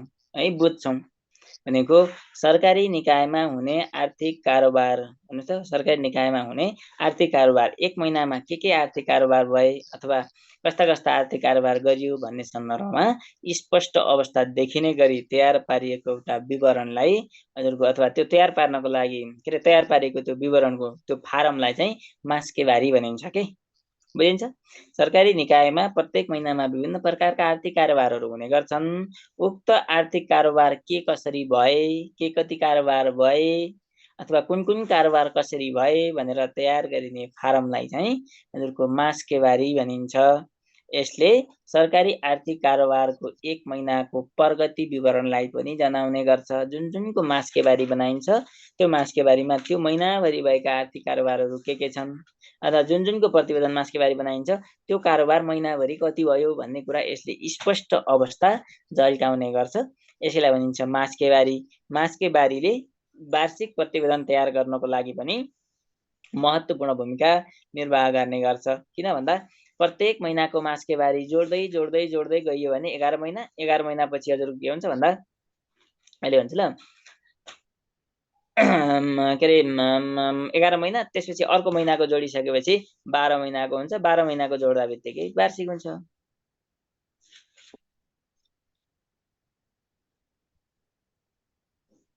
मासिक मात्र कि त्रैमासिक यस्तो हुन्छ त्रैमासिक त अनिवार्य भन्ने त छैन हजुरको कस्तो हुन्छ भन्दा प्रत्येक महिनाको एक महिना हुन्छ अनि अर्को महिना हुन्छ अर्को महिना जोड्दा बित्तिकै त्रैमासिक बन्यो के बुझाउनु पर्ने चाहिँ 3 महिना बुझाउने अथवा 6 महिना बुझाउने अथवा चौमासिक रूपमा बुझाउने भन्ने हुन सक्छ तर त्यो प्रतिवेदन बनाउँदा चाहिँ त्रैमासिक प्रतिवेदन भन्ने हुन्न के 3 महिनाको एकै ठाउँ जस्तै अहिले सम्मको खर्च कति छ अर्को महिनाको खर्च जोड्ने त्यसपछि अर्को महिनाको खर्च जोडिसकेपछि एकै ठाउँ आउँछ प्रत्येक महिना जोड्दै गइन्छ अहिलेसम्म कति भयो भने 3 महिनाको जोडेपछि 3 महिनाको हुन्छ त्रैमासिक हुन्छ फेरि अर्को एक महिना समाप्त भइसकेपछि जोडेपछि फेरि 4 महिनाको हुन्छ यसरी हुन्छ हाम्रोमा चाहिँ मास्केबारी प्रयोगमा छ है मास्केबारी र वार्षिक विवरण चाहिँ प्रयोगमा छन् अरु चाहिँ त्यसलाई जोड्दै जाँदाखेरि हजुरको वार्षिक अरु महिनाहरुको त बनि नै हाल्छ बुझिन्छ यसलाई चाहिँ हामीले विभिन्न प्रकारले उ गर्छौं अहिले म लेखाइदिन्छु पहिला लेख्ने थोरै छ धेरै छैन थोरै लेख्दै जानुस् त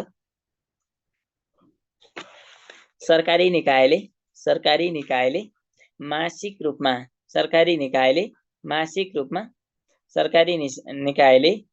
रूपमा गर्ने आर्थिक कारोबारको यथार्थ अवस्था चित्रण गर्न तयार गरिने प्रतिवेदनको फारमलाई अथवा प्रतिवेदन फारमलाई भने पनि हुन्छ है प्रतिवेदनको फारमलाई मास्केबारी भनिन्छ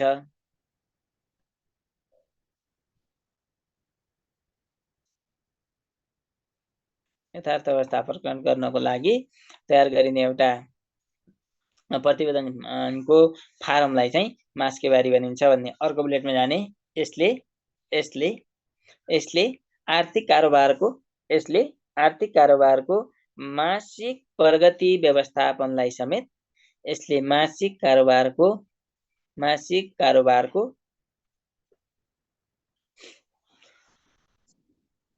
हजुर बुझेन यसले यस्तो भन्ने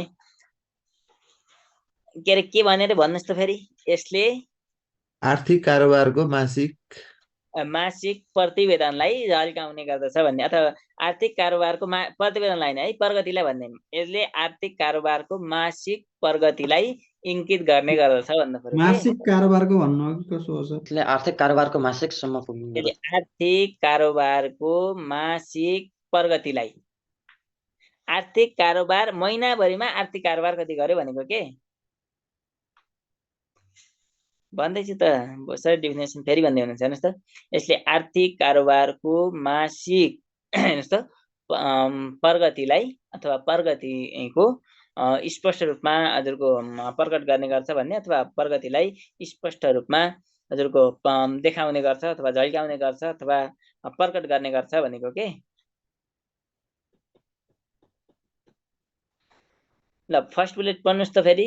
यसले हामीले के भन्यो भन्दा मैले भनेको यसको अर्थ भन्छ है, यो मास्केबारी भनेको के भन्दा सरकारी निकायले 1 महिनाभरि गरेका आर्थिक क्रियाकलापको, हेर्नुहोस् है, आर्थिक क्रियाकलापको समग्र अवस्था झल्किने गरी तयार गरिएको त्यो प्रतिवेदनको फारमलाई चाहिँ मास्केबारी भनिन्छ भने मैले भन्न खोजेको अघि के भने थाहा छैन, यसको मिनिङ त्यही हो भन्दाखेरि त्यो भाषा यताउता हुन्छ के। अघि एउटा भने फेरि अरू, अहिले भन्दाखेरि एउटा शब्द फरक पर्यो भने हजुरले फेरि यो सरले फेरि भन्दा अर्कै भन्छ भन्नुहुन्छ। फेरि मिनिङ आउनु अघि पर्यो। भनेको चाहिँ सरकारी निकायले सामाजिक रूपमा नै मासिक रूपमा गर्ने आर्थिक कारोबारको यथार्थ अवस्था चित्रण गर्न तयार गर्ने प्रतिवेदन फारम।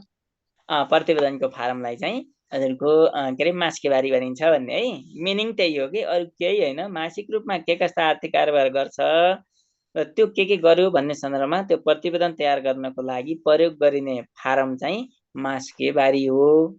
यसले सरकारी कारोबारको के अरे सरकारी कार्यालयले 1 महिनाभित्रमा के कति आर्थिक कारोबार गर्यो भन्ने विषयको प्रगतिलाई पनि देखाउने गर्छ भनेको। सेकेन्ड बुलेटले त्यो भन्छ है, मिनिङ त्यो अघि लेखेकोमा त्यो सिलसिला मिलाउनुहोस् त्यहाँ।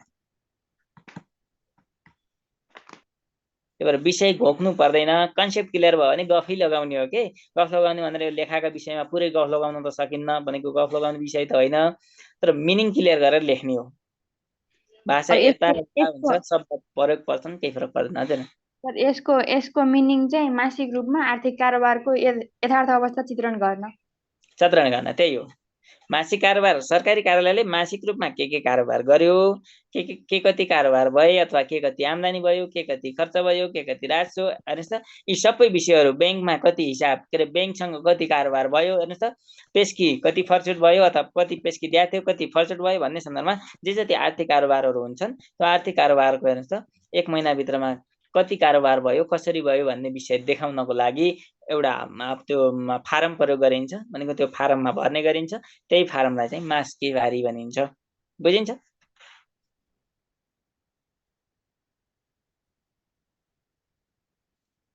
यस्तो कार्यालयले मास्केबारी भनेर एउटा प्रतिवेदन एउटा फर्मेटमा भर्छ। हामीले भनेको त्यही फर्मेट हो मास्केबारी भनेको है।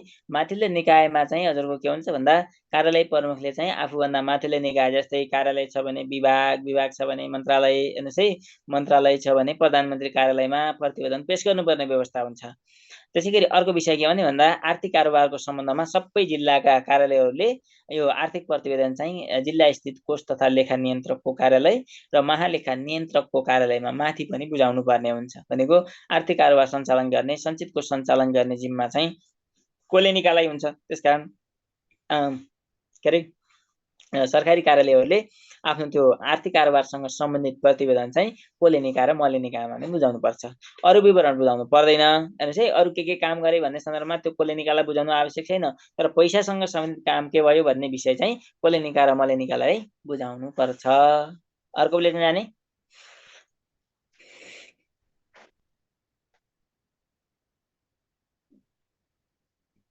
ल यस्तो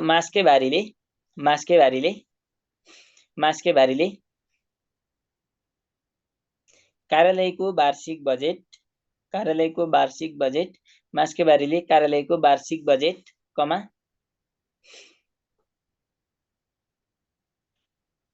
निकासा खर्च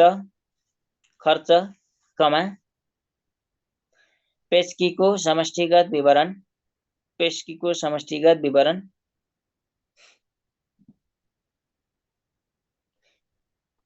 राजस्वको विवरण गर्दै राजस्वको विवरण,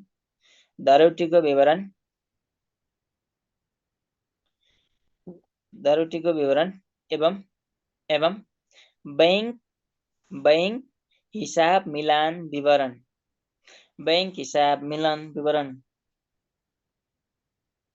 को सम्बन्धमा बैंक हिसाब मिलान विवरणको सम्बन्धमा जानकारी प्रदान गर्ने गर्दछ।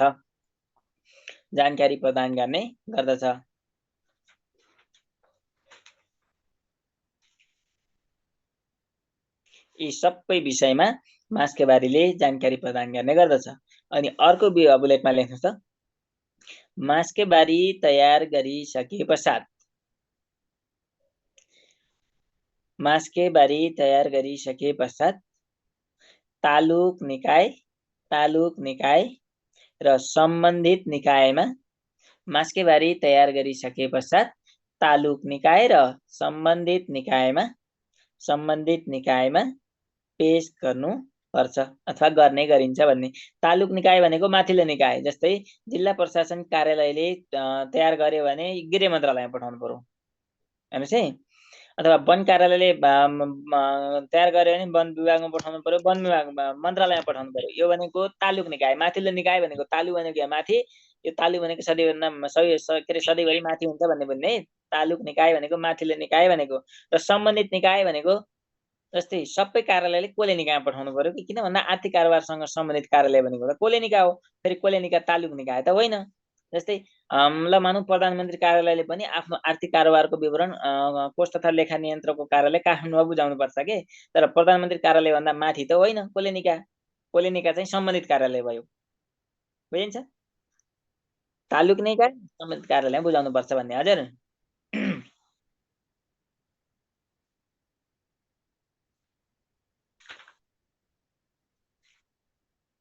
ल ठिक छ। मलेप र कोलेनिका भनेका फरक विषय हुन्। मलेनिका र मलेप भनेका पनि विषय फरक हुन्, क्लियर हुने बुझ्ने है। पहिलो कुरा त के बुझ्ने भन्दा पहिला हाम्रो संविधानको भाग 22 मा स्वतन्त्र संवैधानिक निकाय भनेको छ। स्वतन्त्र संवैधानिक निकाय भनेको कार्यपालिकासँग सम्बन्धित पनि होइन, व्यवस्थापिकासँग सम्बन्धित पनि होइन, न्यायपालिकासँग सम्बन्धित पनि होइन, त्योभन्दा छुट्टै निकाय हो मलेप, जसलाई हामीले महालेखा परीक्षकको कार्यालय भन्छौँ। संविधानको भाग 22 धारा 240 र 41 मा व्यवस्था गरेको छ नि, त्यो चाहिँ छुट्टै स्वतन्त्र निकाय हो, लोकसेवा आयोग भने जस्तै हो, बुझिन्छ? त्यो विषय त्यस्तो। अर्को छ मलेनिका भन्ने छ, महालेखा नियन्त्रकको कार्यालय भन्ने। यो भनेको अर्थ मन्त्रालय अन्तर्गतको एउटा विभाग स्तरीय कार्यालय हो र यसको प्रमुख जिम्मेवारी सरकारको सञ्चित कोषको व्यवस्थापन गर्नु हो। र तपाईँ हामीले जागिर खाइसकेपछि यसले त लेखामा सिफारिस हो भन्छौँ नि, त्यो लेखामा सिफारिस हुनेको कार्यालय भनेको त्यही मलेनिका हो। त्यही मलेनिका र त्यो अन्तर्गतका कार्यालयमा जागिर खाने हो। लेखामा त्यो के अरे प्रशासन सेवा लेखा समूहमा त्यो भनेको के हो भन्दा माथि मलेनिका छ, त्योभन्दा तल के छ भन्दा जिल्ला स्थित कोष तथा लेखा नियन्त्रकको कार्यालय छन्, त्यसका कार्यालय जति हुन्। यो भनेको अर्थ मन्त्रालय अन्तर्गतको एउटा विभाग स्तरीय कार्यालय हो। र त्यही मलेनिका अन्तर्गतको फेरि तल्लो कार्यालय फेरि कोलेनिका हो, बुझिन्छ? मलेप भनेको छुट्टै स्वतन्त्र संवैधानिक निकाय हो, जसको काम नियमिका पर्वको आधारमा नियमितता, मितव्ययिता, कार्यदक्षता, प्रभावकारिता र औचित्यताका आधारमा लेखा परीक्षण गर्ने हो मलेपको काम। त्यसै गरी अर्को कुरा मलेनिका भनेको चाहिँ अर्थ मन्त्रालय अन्तर्गतको एउटा विभाग स्तरीय कार्यालय हो, जसको काम के अरे यो सरकारको सञ्चित कोष व्यवस्थापन गर्नु हो। र त्यही कामलाई प्रभावकारी बनाउनको लागि मलेनिका अन्तर्गतका सबै जिल्लामा कोष तथा लेखा नियन्त्रकको कार्यालय छन्। त्यसकारण मलेनिका अन्तर्गतको कार्यालय कोलेनिका हो भनेको कोलेनिका जिल्ला स्थितको सानो कार्यालय हो। मलेनिका भनेको विभाग स्तरको अलि ठुलो कार्यालय हो, अर्थ मन्त्रालय अन्तर्गत पर्छ, यसको काम सञ्चित कोष व्यवस्थापन गर्ने काम हो। अब यी दुईटैसँग अन्तर सम्बन्धित नभएको काम मलेप हो। अर्को अर्थमा भनेर बुझ्नुहुन्छ हजुरले, मलेनिका अन्तर्गत के हुन्छ भन्दा मलेनिकाले लेखा राख्ने र आन्तरिक लेखा परीक्षण गर्ने काम गर्छ। हेर्नुहोस् है, लेखा राख्ने काम, भुक्तानी दिने काम गर्छ। मलेपले राखेको लेखा ठिक छ कि छैन भन्ने सन्दर्भमा हजुरको लेखा परीक्षण गर्ने गर्छ कि अन्तिम लेखा परीक्षण। त्यसकारण अब यसलाई एउटा अर्थमा भन्छु, फेरि नेगेटिभ त नलिने, मलेनिका लेखा भनेको चोर हो भन्ने सम्झिने, मलेप भनेको पुलिस हो भन्ने सम्झिने। हेर्नुहोस् है, अब मलेपले सधैँभरि के भन्छ भन्दा लेखाका कर्मचारीले केही न केही गरेका हुन्छन्, गल्ती गरेका हुन्छन् भनेर उसले चाहिँ गल्ती खोज्या हुन्छ। अनि मलेनिका कर्मचारी के गर्छन् भन्दा हजुरको यताउता टाकटुक मिलाएका हुन्छन् के, भनेको त्यहाँ पनि कर्मचारी नै हुन्छन् लेखाका, उता लेखा परीक्षणका कर्मचारी हुन्छन्। मलेपले लेखा परीक्षण गर्छ, मलेनिकाले लेखा राख्ने काम गर्छ, बुझिन्छ? ल त्यही है, हामी कहाँ पुगेका थियौँ फेरि कहाँ बिचमा सोध्नु कति भनेर लेखा थियौँ भन्नुहोस् त।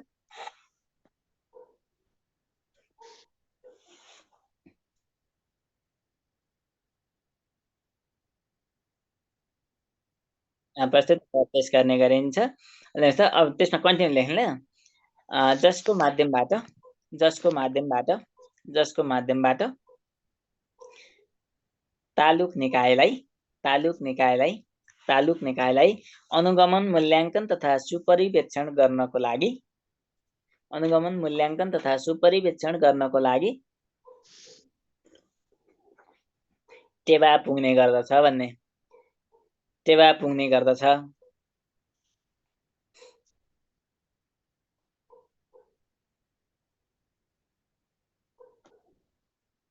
अनि अर्को बुलेटमा जाने मास्केबारी अन्तर्गत कमा गर्ने सब बुलेटमा जाने मास्केबारी अन्तर्गत कमा सब बुलेट। पहिले बुलेट राजस्वको मासिक प्रतिवेदन मलेप फारम नम्बर 110 राजस्वको मासिक प्रतिवेदन मलेप फारम नम्बर 110। अर्को बुलेट खर्चको फाँटबारी मलेप form number 210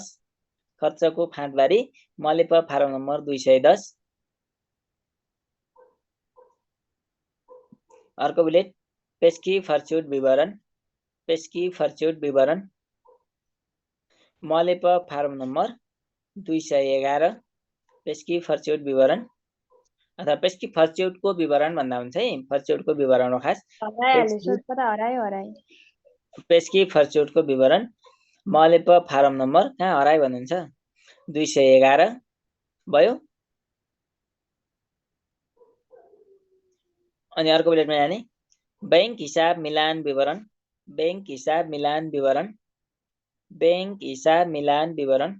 मलेप form number 212 bank हिसाब मिलान विवरण मलेप फारम नम्बर 212 र भन्ने अथवा एवं भन्ने। अर्को बुलेटमा जाने धरौटीको मास्केबारी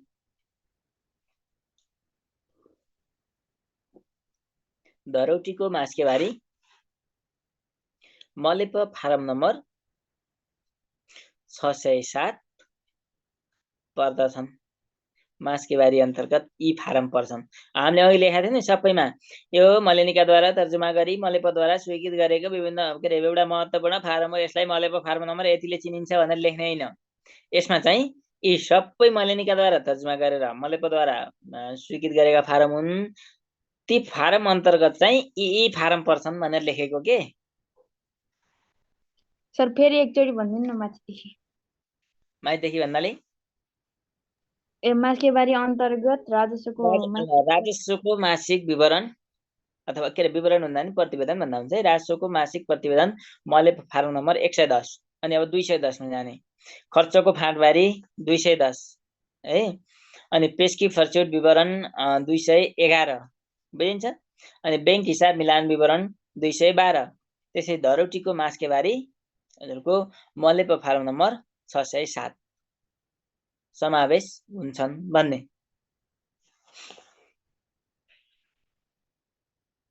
अनि पेस्की फर्च्युट भने चाहिँ त्यो लगेको अघि हामीले पेस्की भनेको त बुझ्नुभयो नि। कुनै पनि काम गर्नको लागि म त्यसमै जोडेँ ल। तपाईँलाई ल जागिर खाएर कुनै कार्यालयमा जानुभयो, त्यहाँबाट त्यो कार्यालयको कुनै जिल्लामा गएर कार्यक्रम गर्न पर्ने भयो।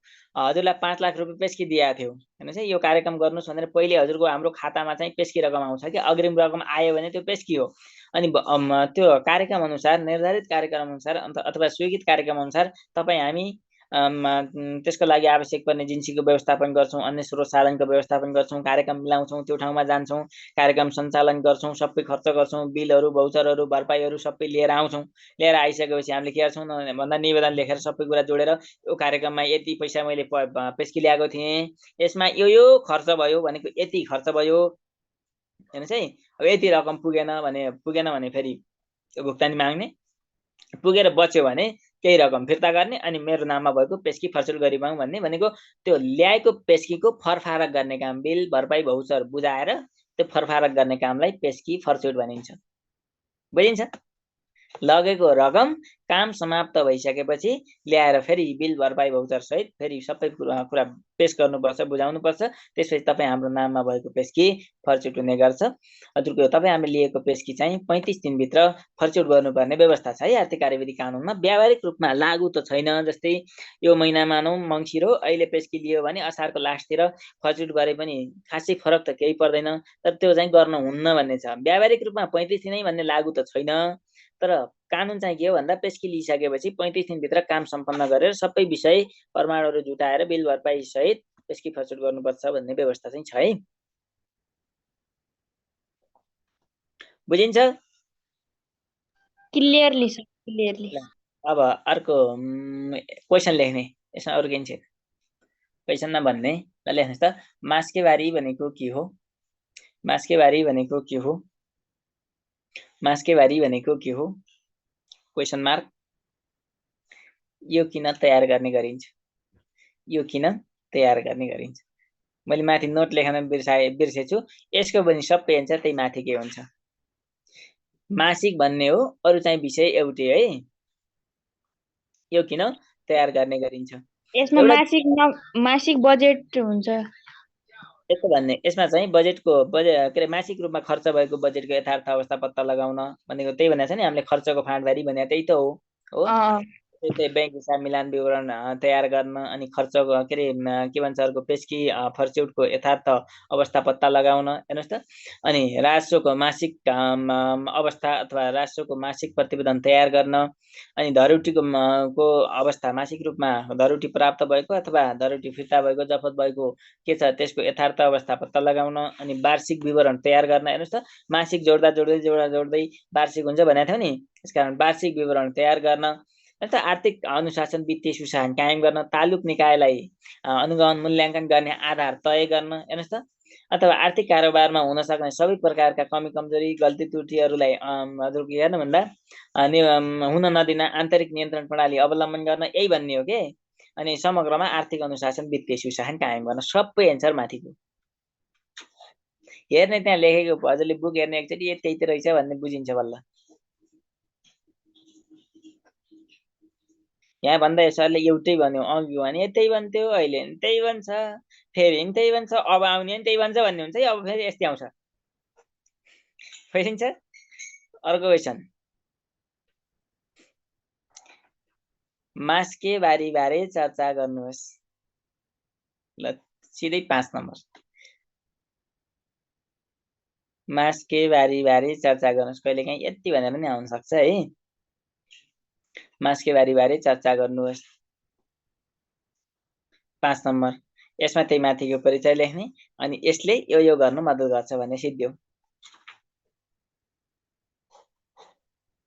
अनि अर्को क्वेसन, छोटकरीमा लेख्नुहोस्। छोटकरीमा लेख्नुहोस्, छोटकरीमा लेख्नुहोस्। क मास्केबारी, क मास्केबारी, ख। हामीले के पढ्यौं योभन्दा अगाडि? बजेट हिसाब हो, बजेट हिसाब।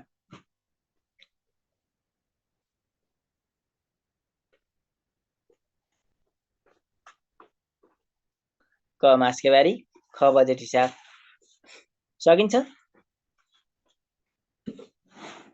एकदम सकिहालिन्छ।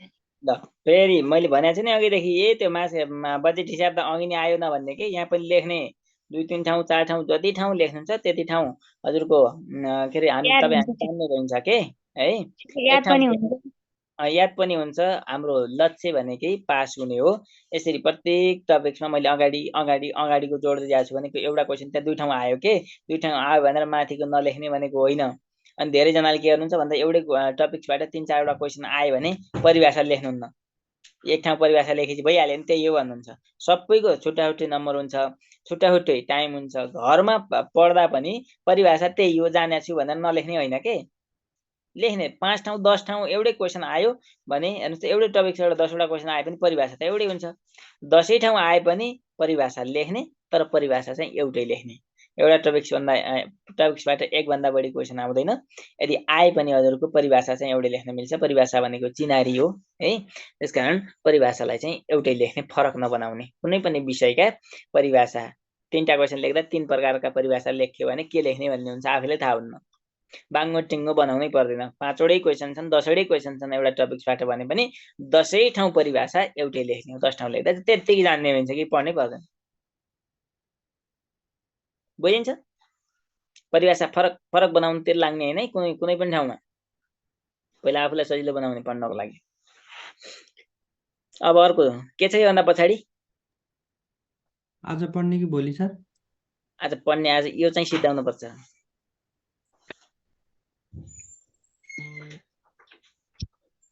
अब के छ? खर्चको फाँटबारी। ल हेर्नुहोस् है, यो पनि उस्तै छ।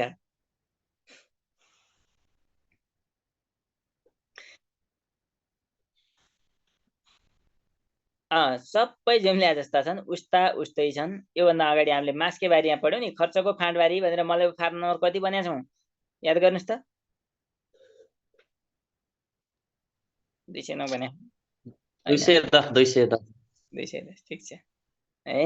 यस्तो भन्ने यो पनि केही होइन, खर्चको फाँटबारी भनेको। हेर्नुहोस् त, कार्यालयले विभिन्न त्यो बजेटबाट हेर्नुहोस् है, विभिन्न शीर्षक उपशीर्षकहरूमा खर्च गर्ने गर्छ। त्यो खर्चको यथार्थ अवस्था पत्ता लगाउनको लागि तयार गरिने एउटा तपाईको के भन्ने भन्दा फारमलाई चाहिँ हजुरको खर्चको फाँटबारी भनिन्छ। यो कहिले तयार गरिन्छ भनेर सोध्दै नसोध्ने। अब यति पढिसकेपछि हामीले मासके बारीमा भनेको छौँ नि, खर्चको फाँटबारी महिनामा के अरे तयार गरिने फारम भनेर पढेको हो नि त मासके बारीमा त। त्यसकारण यो महिनामा कुनै पनि कार्यालयले 1 महिनामा के कति खर्च गर्छ, कुन शीर्षक उपशीर्षकमा के कति खर्च गरिन्छ भन्ने कुरा स्पष्ट रूपमा पत्ता लगाउनको लागि तयार गरिने फारमलाई खर्चको फाँटबारी भनिन्छ। यसले खर्चको यथार्थ अवस्था देखाउने गर्छ र यसले खर्चलाई पनि अनावश्यक खर्च हुन दिँदैन। यसले एउटा विषय। अर्को कुरा, नीति निर्मातालाई अथवा तपाईको निर्णय निर्माण गर्नेकर्तालाई आवश्यक पर्ने तथ्य र तथ्याङ्कहरू उपलब्ध गराउने गर्छ। यसलाई मलेप फारम नम्बर हजुरको 210 का नामले चिनिन्छ। र खर्चको फाँटबारी तयार गरिसकेपछि तालुक निकाय वा सम्बन्धित कार्यालयमा पेश गर्नुपर्छ भन्ने हो। बुझिन्छ? छोटो छ यो अगाडिका भन्दा अझै छोटो छ। सरकारी निकायले गर्ने एक फाँटबारी भनेको चाहिँ के हो भन्दा भन्नुहोस् त, त्यो सबै देखिने गरी भनेको के, अब के भन्ने त्यसलाई, एउटा प्रतिवेदन भनेकै हो। एउटा अब के भन्ने फर्म्याट भनेको हो के, कुन शीर्षक कुन उपशीर्षकमा के कति खर्च गरियो भन्ने सन्दर्भमा तयार गरेको एउटा अब प्रतिवेदन भन्ने यसलाई। लिखित दस्तावेज फाँटबारी भनेको त्यही हो। अब कसरी यसलाई के भन्ने, फाँटबारी भनेको आम्दानी कति भएको थियो, खर्च कति भयो, अथवा अरूमा नि हुन्छ के फाँटबारी भनेको त यहाँ खर्चको फाँटबारी मात्र भनेको हो। खर्च के कुन फाँटमा कुन शीर्षकमा के कति खर्च भयो भनेर तयार गरेको एउटा प्रतिवेदन, लिखित विवरण भनेको है फाँटबारीको अर्थ चाहिँ त्यो। ल लेख्नुस् त, कार्यालयले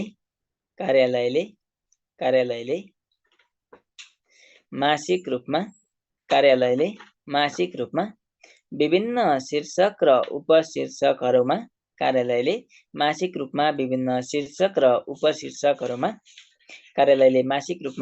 शीर्षक र उपशीर्षकहरूमा गरेको खर्चको यथार्थ अवस्था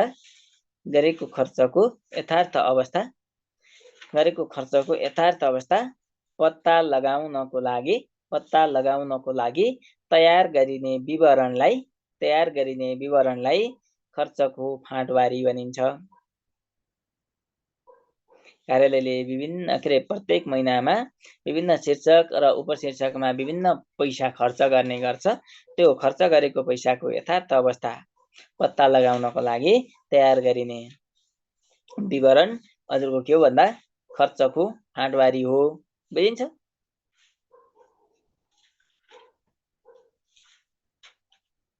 अर्को बुलेट लेख्नुस् त अनि बुझिन्छ।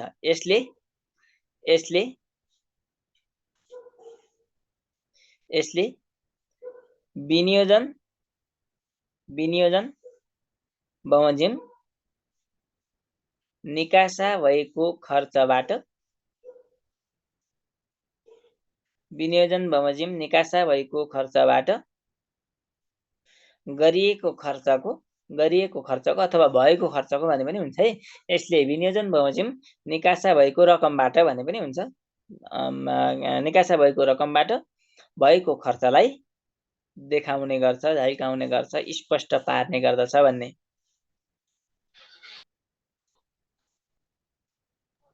भएको खर्चबाट गरिएको खर्चको भएन, मिलेन, फेरि भन्नुहोस् त अगाडिबाट। भएको रकमबाट भएको रकमबाट भएको खर्चलाई के अरे त्यो के अरे विनियोजन अनुसार निकासा बमोजिम भएको खर्चलाई देखाउने गर्छ भन्ने हो के। भनेको विनियोजन पछि निकासा भएको रकमबाट भएको खर्चलाई फाँटबाटले देखाउँछ के। पहिला विनियोजन हुन्छ, विनियोजन भइसकेपछि रकम निकासा हुन्छ आउँछ र त्यसबाट भएको खर्च फाँटबाटले देखाउँछ भनेको। फेरि स्टार्टबाट भन्नु न। यसले विनियोजन भएको चाहिँ रकम कमा गरेर लेख्ने हुन्छ है यहीँको अन्त। र अहिलेको फेरि त्यो शब्द फरक पर्न सक्छ है। यसले विनियोजन भएको रकम हेर्नुहोस् त, अनि के भन्ने भन्दा निकासा भएको रकम र सोबाट भएको खर्चको यथार्थ अवस्था देखाउने गर्छ भन्ने विषय त यो। अघि कसरी मिलाएको थिएँ, अब भाषा अहिले मिलाउने। विनियोजन भएको रकम अनि सोही अनुसार हजुरको के अरे निकासा भएको रकम र सोबाट भएको खर्चलाई देखाउने गर्छ अथवा झल्काउने गर्दछ भन्ने। विनियोजन निकासा त्यही बमोजिमको खर्च, त्यही खर्चको फाँटबाटले देखाउँछ भनेको के। अघि हामीले भनेको थियो नि बजेट हिसाबमा विनियोजन निकासा खर्च भनेको थियो नि। यसले के गर्छ भन्दा विनियोजन र निकासा बमोजिम भएको खर्चलाई देखाउँछ भनेको बुझिन्छ। मिनिङ चाहिँ बुझ्ने है।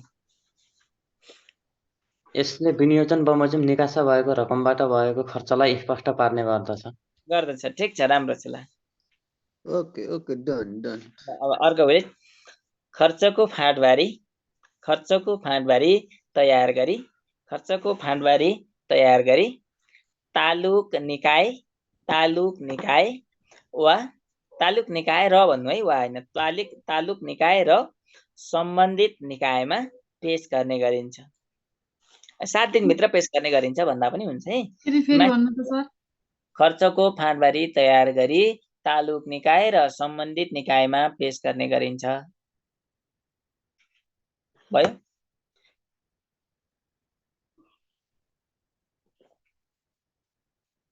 खर्चको फाँटबारी तयार गरी तालुक निकाय र सम्बन्धित निकायमा पेश गर्ने गरिन्छ।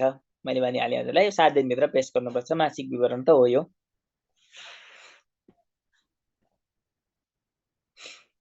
यसले मासिक रूपमा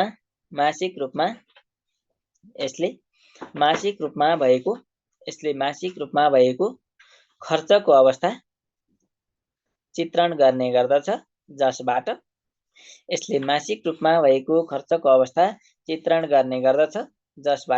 जसबाट वार्षिक विवरण तय गर्न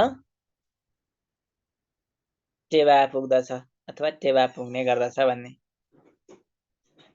यसले मासिक रूपमा भएको खर्चको अवस्था चित्रण गर्ने गर्छ अथवा चित्रण गर्छ, जसबाट वार्षिक तपाईको विवरण तयार गर्न पनि टेवा पुग्दछ भनेको। अघिदेखि हामीले भन्यौं मासिक विवरण जोड्दै गइयो भने 11 महिना, 11 महिनामा फेरि अर्को महिनाको जोडिसकेपछि वर्षको बनौं। बुझिन्छ?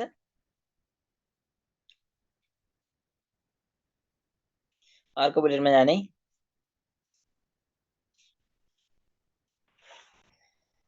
यो मलेनिकाद्वारा तर्जुमा गरी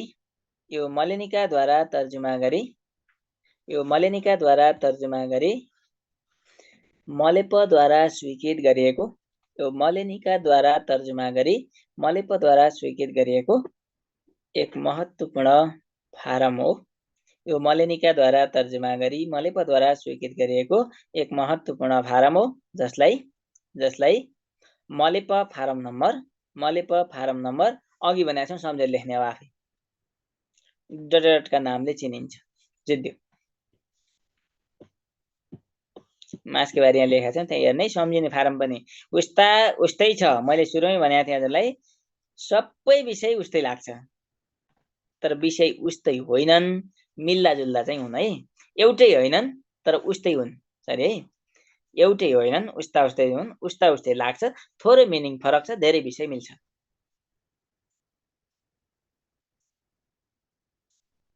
सकिन्छ? मासके बारीको प्रकार त सोध्दैन होला नि है। मासके बारीको प्रकारभित्र खासै जान्नु पर्छ जस्तो लाग्दैन। त्यो भित्र यही आइहाल्यो। मासके बारीको प्रकार भनेको एउटा यही खर्चको फाँटबारी भन्ने आयो के र त्यही माथिको गर्ने, त्यो भित्र जानु चाहिँ पर्दैन। मासके बारी भनेको छ होला, मासके बारी भित्र बुकमा छ जे छोड्यो त्यही आउँछ कि जस्तो लाग्छ। त्यो चाहिँ हो। त्यो आफूलाई पढ्ने बेला त्यो भएन भने फेरि पास होइन। त्यो भनेको पढ्ने मान्छेको हजुरको लक्षण हो। जसलाई भएको नि नपढौँ भन्ने जस्तो लाग्छ नि, पढाइ भएको छैन भन्ने बुझ्छु है म। हजुरले यो पनि हो, यो पनि आउन सक्छ होइन, यसभित्रका विषय पनि आउन सक्छन्, यसभित्र अझै भित्र जानुपर्ने हो कि जस्तो लाग्छ भने हजुर पढाइमा अलिक बढी चिन्तित हुनुहुन्छ, अलिक बढी लगाव छ भन्ने म चाहिँ बुझ्छु है। हजुरलाई मात्र भने होइन, हजुर सबैजनाले त्यो चाहिँ बुझ्ने। त्यसो त मलाई नै हुन्छ सर। त्यही भएर तपाईँले लेखाएको भनेको जति ठ्याक्क हेरिरह हुन्छु, फेरि किताब हेऱ्यो सब उस्तै लाग्छ, अनि यो छोड्यो भने यो अप्ठ्यारो छ यसलाई छोडिदिउँ, फेरि यही आउँछ कि जस्तो लाग्छ फेरि। होइन, अर्को विषय अप्ठ्यारो, आफूलाई अप्ठ्यारो लागेका विषय कहिले पनि नछोड्ने। पहिला पढ्न सुरु त्यहाँबाट गर्ने जहाँ अप्ठ्यारो छ। बुझिन्छ भन्दा हजुर सुरुमै अप्ठ्यारो पढ्ने भने त होइन, तर धेरै चाहिँ हजुरको के गर्ने भन्दा सबैभन्दा धेरै ध्यान दिने भनेको हामीले अप्ठ्यारो, आफूलाई गाह्रो हुने, आफूले नजानेको कन्फ्युज हुने विषयलाई धेरै हेर्ने हो कि। तपाईँ हामीले पढ्ने बेला के गर्छौँ भन्दा त्यही जानेको विषय फेरि पल्टाउँछौँ, फेरि पनि पल्टाउँदा त्यही विषय, जानेको विषय पढे गर्ने, नजानेको विषय जान्दैन भन्ने के। त्यो चाहिँ गर्ने होइन कहिल्यै पनि। त्यही अनि कि त छोडिदिउँ कि फेरि टाइम छैन छोडिदिउँ कि हुन्छ, फेरि यही आयो भने के लेख्ने भन्ने हुन्छ, फेरि हेरै गर्न मन लाग्छ। अनि ठिक छ, हेरेको त राम्रो है। ल थ्याङ्क यू है सबैजनालाई। मलाई त होइन भन्नुभएको हजुरले, उहाँहरूलाई हो 2 जनाले पास हुने भाइ भन्दै हुनुहुन्छ। तपाईँ सबैजना पास हुने हो नि। ल अर्को क्वेसन। अर्को क्वेसन भन्दा नि अर्को यसको क्वेसन, योभन्दा धेरै केही पनि छैन यहाँ। ल लेख्ने, खर्चको फाँटबारी भनेको के हो? खर्चको फाँटबारी भनेको के हो? यो किन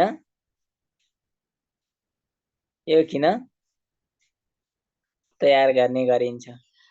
खर्चको फाँटबारी भनेको के हो? यो किन तयार गर्ने गरिन्छ? यसमा पनि नोट भनेर सम्झिने, यसको सबै आवश्यकता, उद्देश्य, महत्त्व त्यही मासतिर हामीले मासके बारीको जे पढाएको थियौँ त्यही हो। अथवा त्योभन्दा माथिका जे पढाएको छौँ त्यही हो।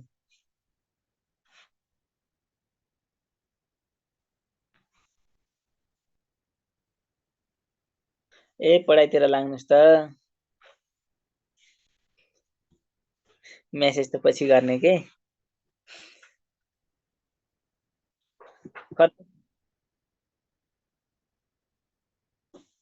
मेसेज साथीहरूलाई डिस्टर्ब हुन्छ, मेसेज नगर्नु है। ठिकै छ, रमाइलो गरेको त हो, ठिक हो। फेरि त्यतातिरै लाग्यो भने पढाइ हुन्न कि, सुनेको छु भन्ने मात्र हुन्छ। लेख्ने ठुलो कुरो होइन। हजुरले पढ्ने बुकमा विषय त छ, यसलाई थोरै मिनिङ बुझ्नुभयो भने त्यही त रहेछ भन्ने, यसलाई सिम्पल बनाउनु भयो भने, क्लासमा भनेको चाहिँ सिम्पल बनाउने हो कि, विषय यही त रहेछ भन्ने सन्दर्भमा कन्सेप्ट क्लियर भयो भने लेख्न सकिन्छ। त्यसकारण पढ्ने बेला जहाँ पनि ध्यान दिने हो कि, सुन्ने बेला ध्यान दिने, कन्सेप्ट क्लियर हुने, अनि पढ्ने त आफै हो। यहाँ क्लास आउँदैमा पास भइन्छ भन्ने त होइन। अनि यहाँ लेखिसकेपछि लेखेको छु भनेर नि हुन्न, त्यो त जान्न पर्यो नि त है। अनि बुझ्यो भने अरू विषय थप्न सजिलो हुन्छ, पछि पनि सम्झिन्छ है। ल यो किन तयार गर्ने गरिन्छ? 2 + 3। क्वेसन अर्कोमा जाने, के भन्ने भन्दा मासके बारी बारे, यसरी मासके बारी भन्छु, खर्चको फाँटबारी बारे चर्चा गर्नुहोस्। खर्चको फाँटबारी बारे चर्चा गर्नुहोस्। 5 सबैको क्वेसनको मोडल पनि एउटै दिएको छ नि, मैले याद छ। माथिदेखि यहाँसम्मका क्वेसनका मोडल पनि एउटै छन् के। पहिलो क्वेसन यसको महत्त्व के छ त्योभन्दा पछिल्लो क्वेसनहरूलाई के छ भन्दा यसको बारेमा चर्चा गर्नुहोस् भन्ने छ। कहिलेकाहीँ त्यस्तै क्वेसन आउँछन्, यो छोटो टपिक्स भएको भएर यसबाट आउने क्वेसन क्वेसन आउनन्। र अर्को क्वेसन नम्बर 3 मा गएर लेख्ने फेरि त्यही टिप्पणी लेख्नुहोस् अथवा छोटकरीमा लेख्नुहोस् भन्ने।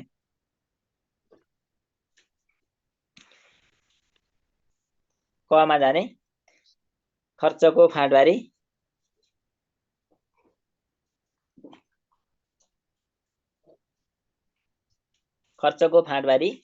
खमा जाने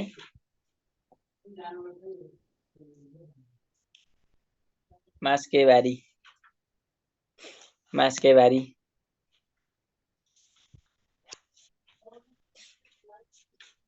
सकिन्छ।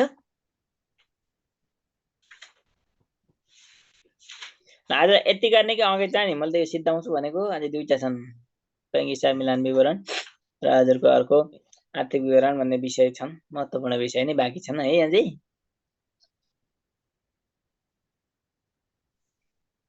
आधी घन्टा टाइम लाग्छ। हजुर आत्ति सक्नुभयो? बिहानमा त मैले भ्याउँदिनँ है, अब भोलि बेलुका न हो। ल सागर सर सुन्दै हुनुहुन्छ? Sagar Joshi sir, hello. Nice, very nice. Nice निरा यस्तै छ। नाइस बाहिरको सागर भयो, म छुकेर सर यहाँ नाइस